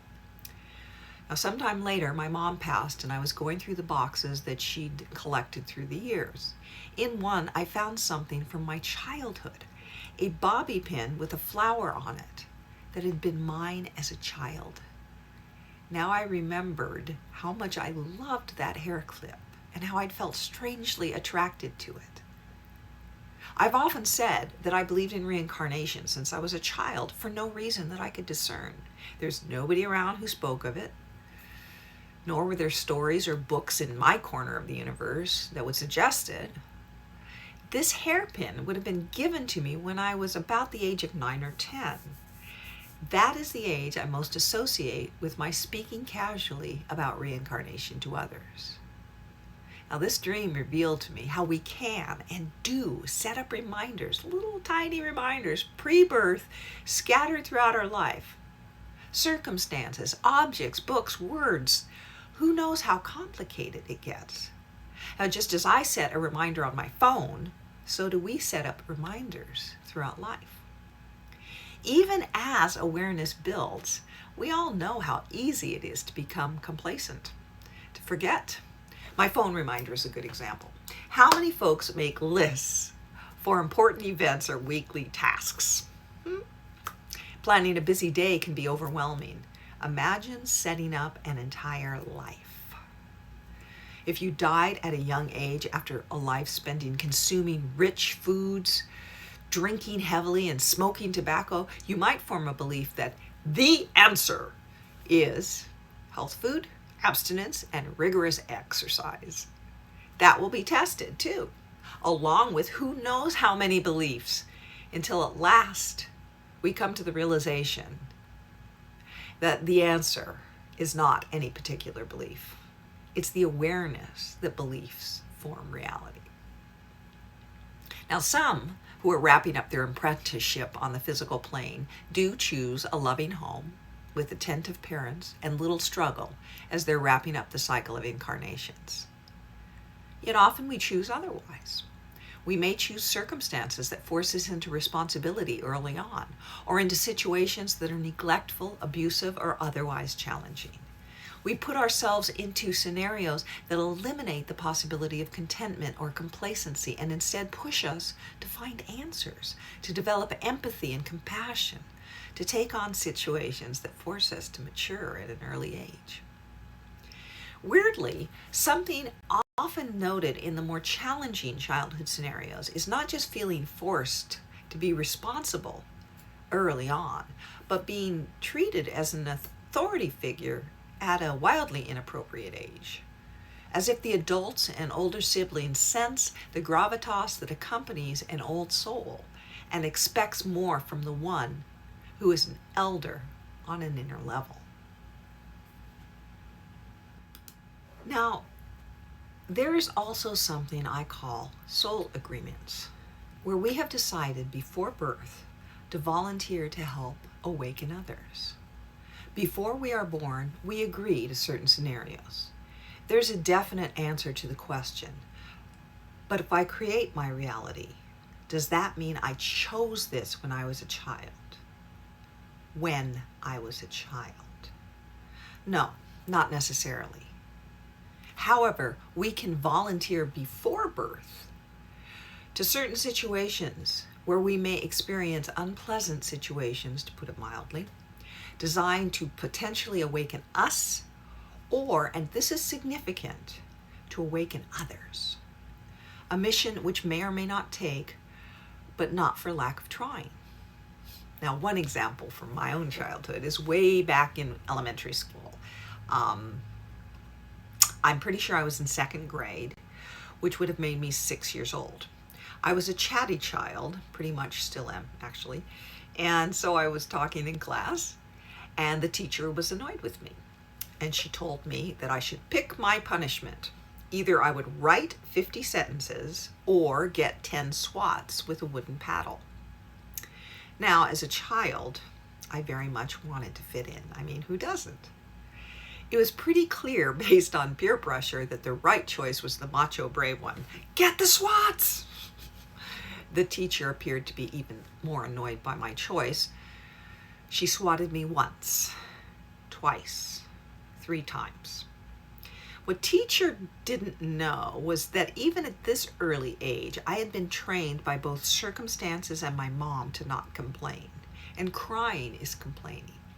So I gritted my teeth and I kept quiet on the first, the second, and the third swat, which meant that with every swat, she hit me just a little bit harder. I could feel her frustration.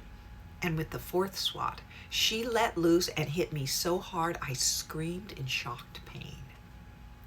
Glancing back, I witnessed my teacher's face turn pale.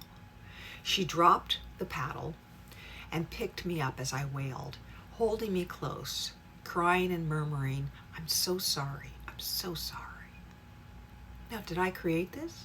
Well, certainly I did from the standpoint of choice. I knew that I was weirdly defying her by not crying and showing that I had learned my lesson.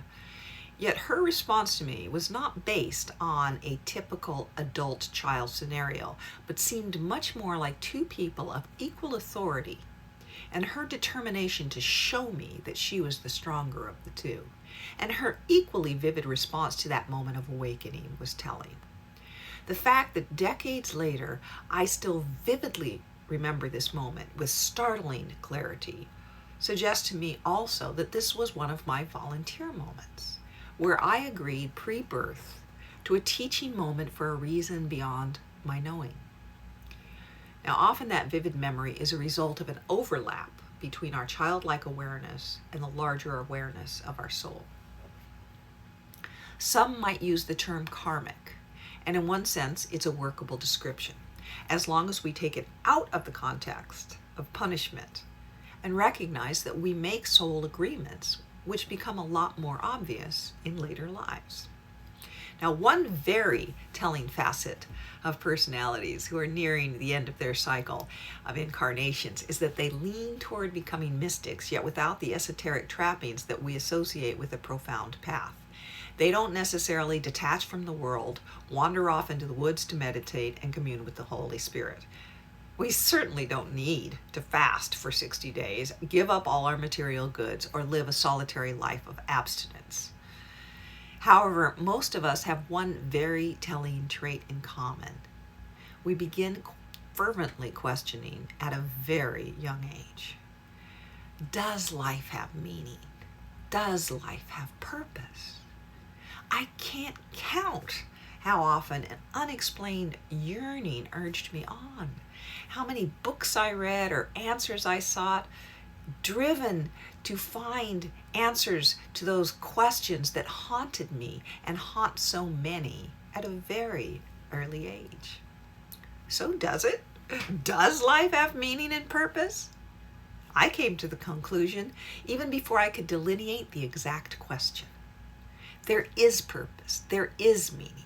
And after years of study and contemplation, of questioning and forming my own conclusions, I discovered a master teacher, author, and in many ways, what feels like a familiar colleague turned friend, who called himself Seth, and stated quite firmly that yes, it does indeed.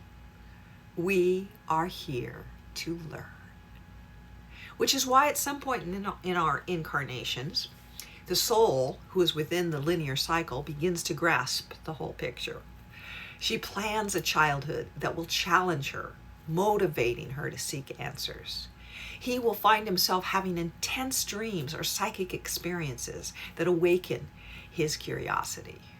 They will have encounters that seem planned and meet people who appear strangely familiar. They will laugh and say, "We must have met in another life." And then they'll wonder if maybe it's true. More than anything, you find that you're driven, inspired, and even guided by forces that you can't explain. You perceive meaning and often feel, particularly in childhood, like you're destined for something you can't name. Now, for some of us, this becomes so powerful and overwhelming that we no longer feel we can fit into an ordinary life. We call ourselves mystics or a wild child. We're drawn to esoteric practices, to dream study, or we have extraordinary psychic experiences that propel us out of the mundane trappings of everyday life and onto a path that is strangely familiar while being utterly unknown. And as we move forward, the theme that becomes more pronounced to the point of being overwhelming is that we must take responsibility for our choices. To become a responsible creator is so vital that it sings within the cells of our bodies. We often set up circumstances where we provide an abundance of scenarios that offer proof of how destructive irresponsibility is. I've interacted with more than a few souls who likewise set up circumstances that launch such a fervent desire to embrace responsibility that we then have to recognize that we are really only responsible for our choices, our lives. Now, one potential side effect of a soul who's determined to embrace self-responsibility is stumbling into codependency, where we now think we can, or even worse, that we should fix the lives of others.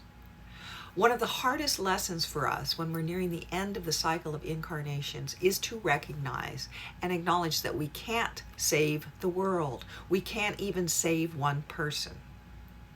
Every soul is responsible for their own choices, their own progress, their own growth or lack thereof. We can choose responsible, constructive creation. We can strive to make choices that are kind, that are compassionate and clear-minded. But absolutely, and ultimately, every being is its own authority. We can be an example, but we can't decide for another what choices will serve them best. I know that I came back into this life with a fervent desire to save my family. Both of my siblings and my mother were souls I'd known in other lives. What was hardest for me to accept was this simple realization.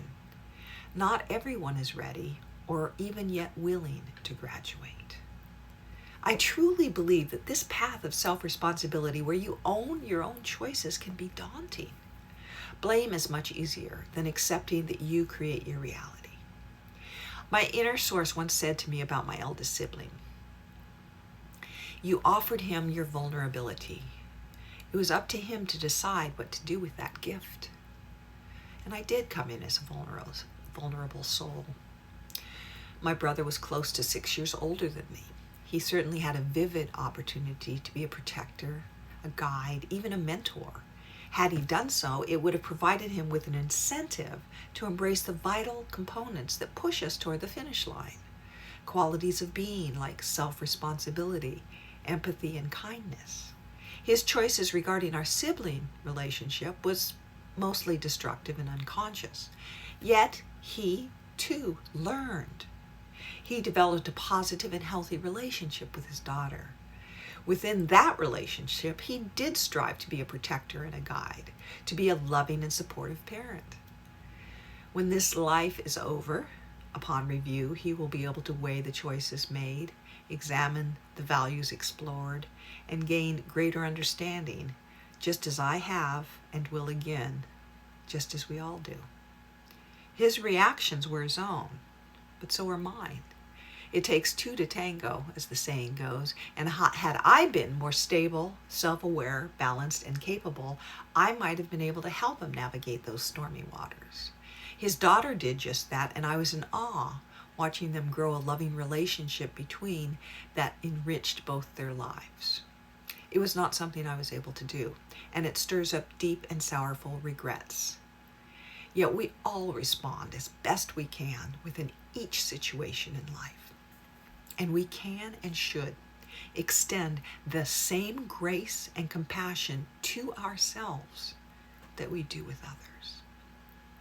I made choices, agreements, and chose a background that was challenging for my own personal and valid reasons. So how can I blame others for being part of the cast I deliberately chose? My childhood was purposefully planned. Each event I encounter and that I encounter now reflects back to me my beliefs and my attitudes. It's always intentional. The choices I made in this case with choosing my childhood might well ring true for you too. Pre-birth agreements are done with the best of intentions, but we have no control over the outcome. For me, the info I received suggested that I'd felt driven to try and help souls I'd been tied to in other lives. And I had to finally see, once and for all, that everyone's growth and awareness is their own business. So now, let's dig a little deeper. Once again, the important thing to remember is that every incarnation is dedicated to our long-term goal of awakening and becoming aware that we create our reality. And then ultimately recognize the impact of our choices by witnessing the effects of our actions. The ultimate goal being to become responsible creators, to choose love over hate, to choose constructive choice over the illusion of destruction, to choose harmony and cooperation over animosity and discord. We're in a weird position, recognizing that from an entity perspective, it's all happening at once, yet from our linear focus, it's one life at a time. Likewise, it's all seemingly individual experiences, yet simultaneously, the summation is what we call our self. What's most intriguing is to recognize that as probabilities shift and grow, learn and expand, we are the primary to our probabilities, as they are the primary to their probabilities. Bottom line is, our influence matters. In our earliest lives, we may blame the gods or fate for what we encounter. In time, we may simply blame outer circumstances or other people. But ultimately, the responsibility lands squarely on our shoulders. When we're getting ready to graduate, we can no longer take comfort in outer blame or take refuge in self-pity. We recognize that the beliefs are the metaphorical hands that stacked the blocks and then knocked them over. The first step is always the same.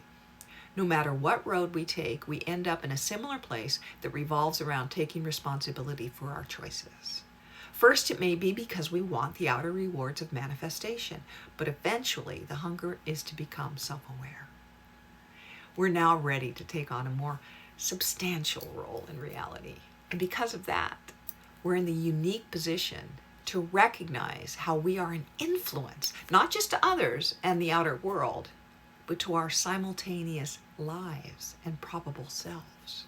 Now, if you've seen my presentation on probabilities with the 2021 California Seth Conference last year, there's good info there regarding how we influence our probable selves and how they influence us.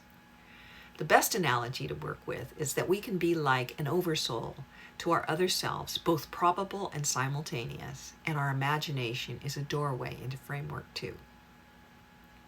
Wisdom doesn't go away, nor does experience, which means your teenage self doesn't have to go through a painful circumstance where you learned a valuable lesson because she can tap into your wisdom.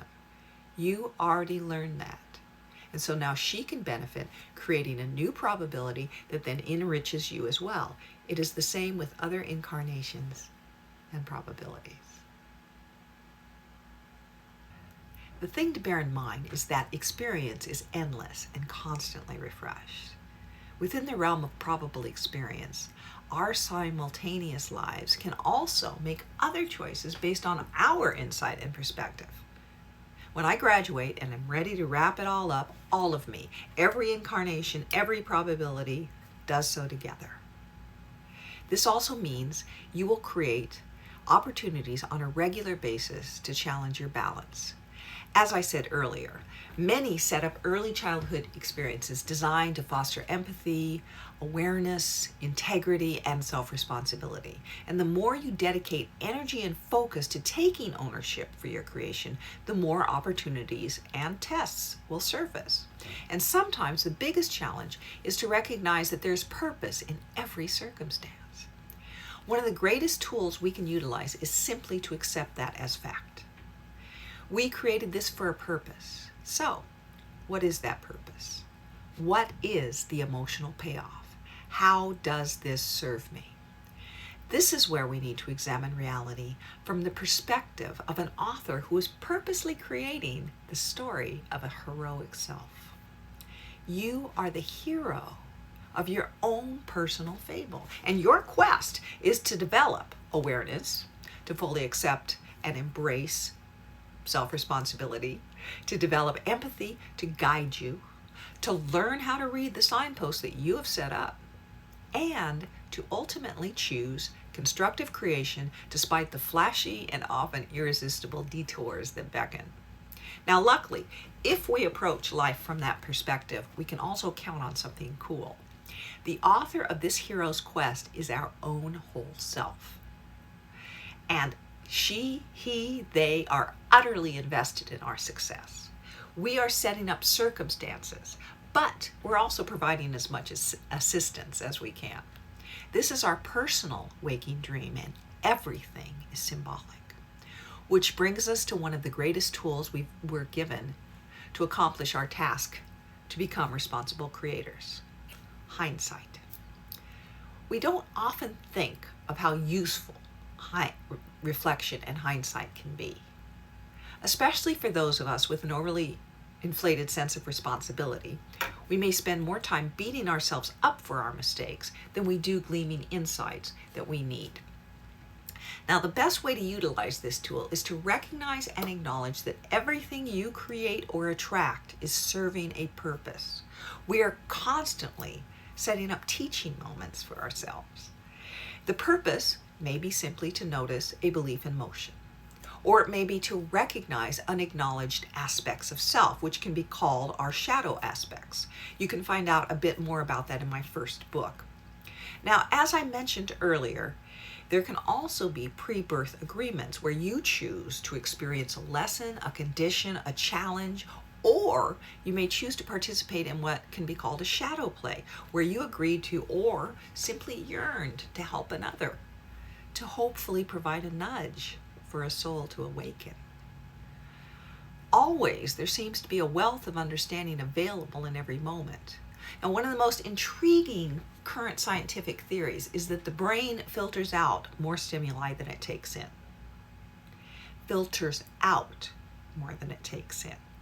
We tend to think of our focus as if it were a spotlight, targeting what we want to perceive, and that makes total sense.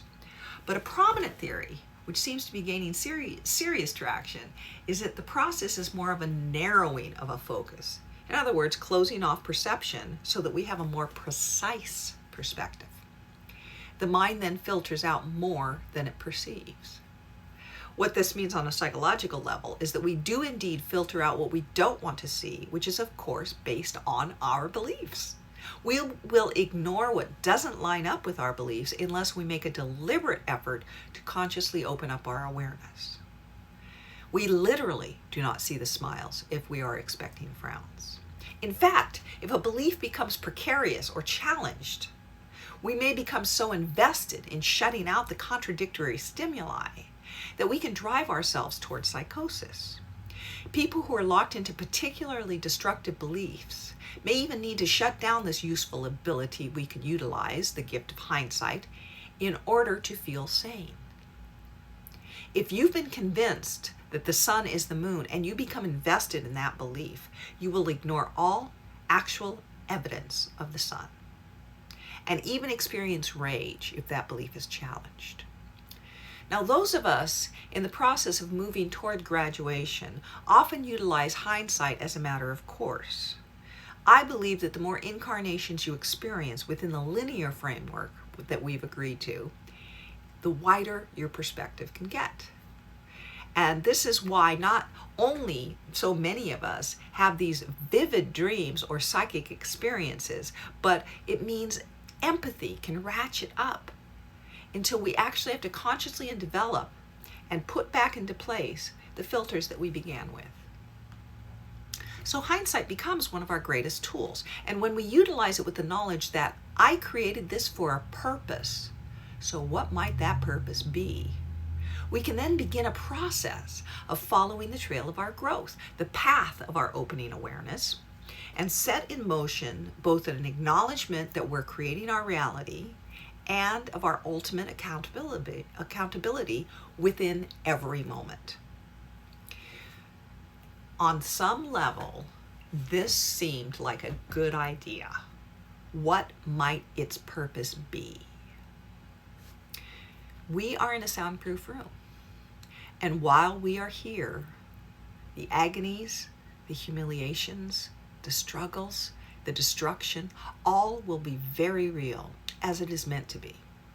Yet, just like when we awaken from a nocturnal dream, when we graduate, the physical reality we thought was so real will seem to be like a story we read long ago.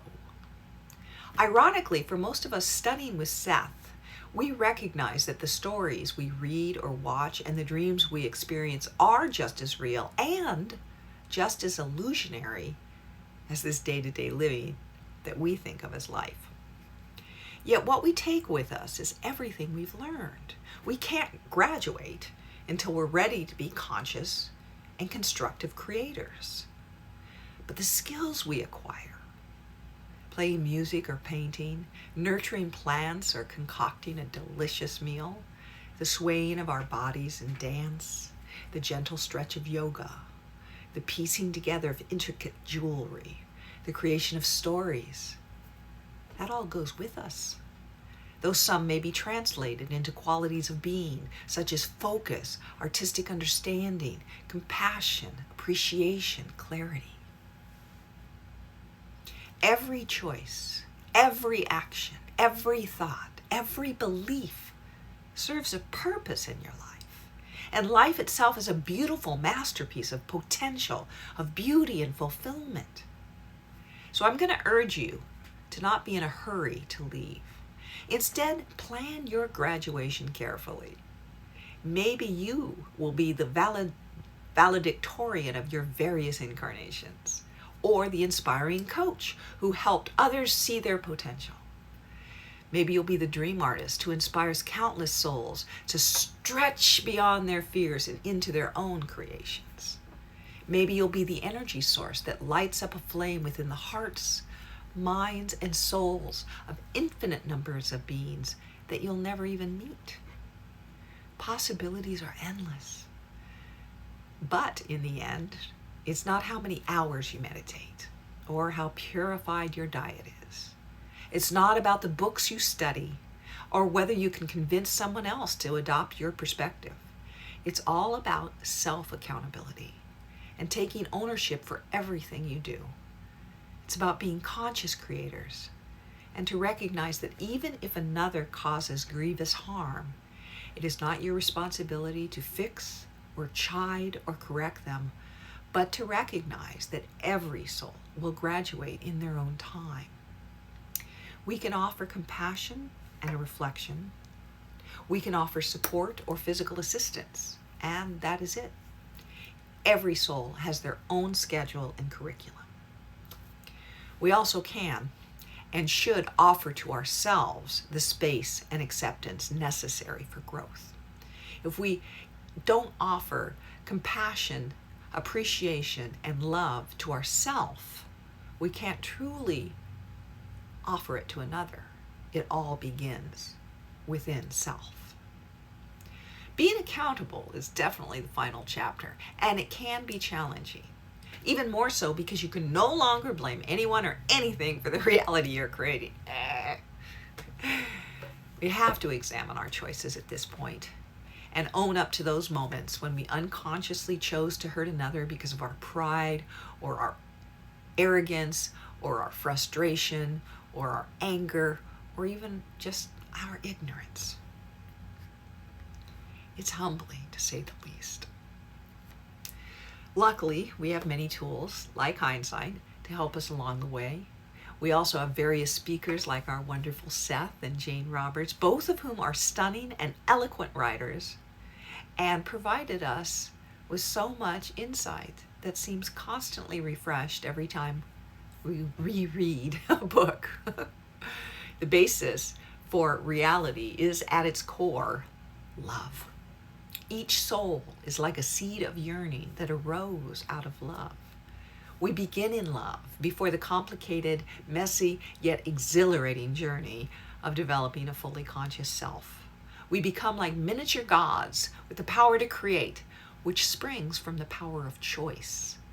The explosive, sometimes erratic, ultimately ecstatic emotional state has a multitude of feeling tones that ripple like luminescent colors, vibrating throughout our being.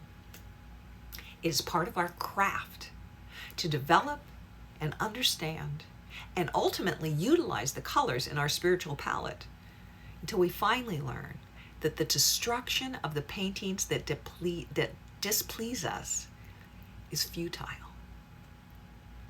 But the power to responsibly create magnificent works of art is ours for the taking. As Seth said in class, the vitality of the universe is creativity and joy and love, and that is spirituality. We are basically a spiritual essence whose craving resulted in birth. And so we became human beings within linear time to learn to create responsibility. All so that eventually we can continue on to explore other realms, to create in ways we can't even begin to imagine, to assist and to teach others.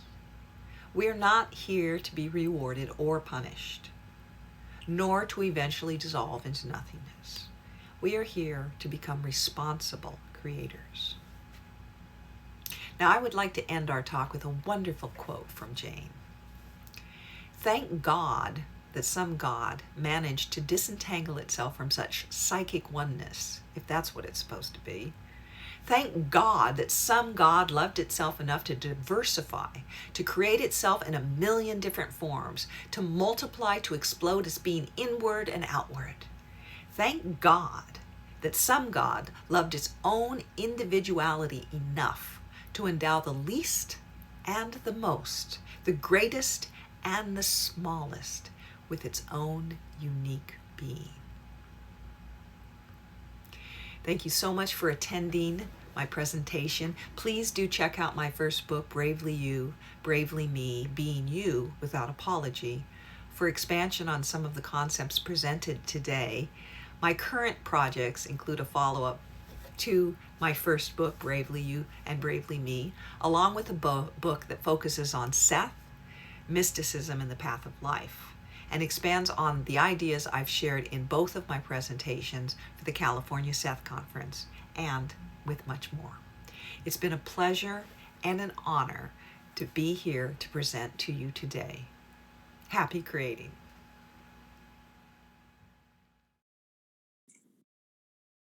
Thank you, Chiron, for that awesome talk. And with this, we have come to the closing, the ending of day one, but we remind everyone out there that the conference continues. Not only does it continue in Framework 2, it will continue tomorrow. So thank you so much for being here with us. Thank you so much for co-creating with us. Big thank you to all the speakers, all the artists. Thank you, Jeff, for all your behind-the-scenes work, keeping all the technology running and smooth. Thank you, Virginia, for joining us, co-creating, co-hosting the Q&As. And thank you for all our viewers who are here and making this possible, making this a true co-creation, because it wouldn't be the Seth Conference without you. Right, so let's all allow ourselves to stay in this delicious multidimensional bubble. There is no reason to believe the magic unless we believe there's a reason. So let's keep that continuing throughout the day and let it bleed into your dreams. You know, as Helen said, the dream work is powerful, right? So let this conference continue and let these insights continue to bubble up through the rest of the day, but also in the nighttime, right, through the dreams. And we'll definitely see you tomorrow. If you want to support us, you can make a donation to us. There's a link in the video stream's description, as well as on our California Seth Conference website. And of course, while you're here, we'd definitely appreciate a subscription to the channel. That helps us out as well.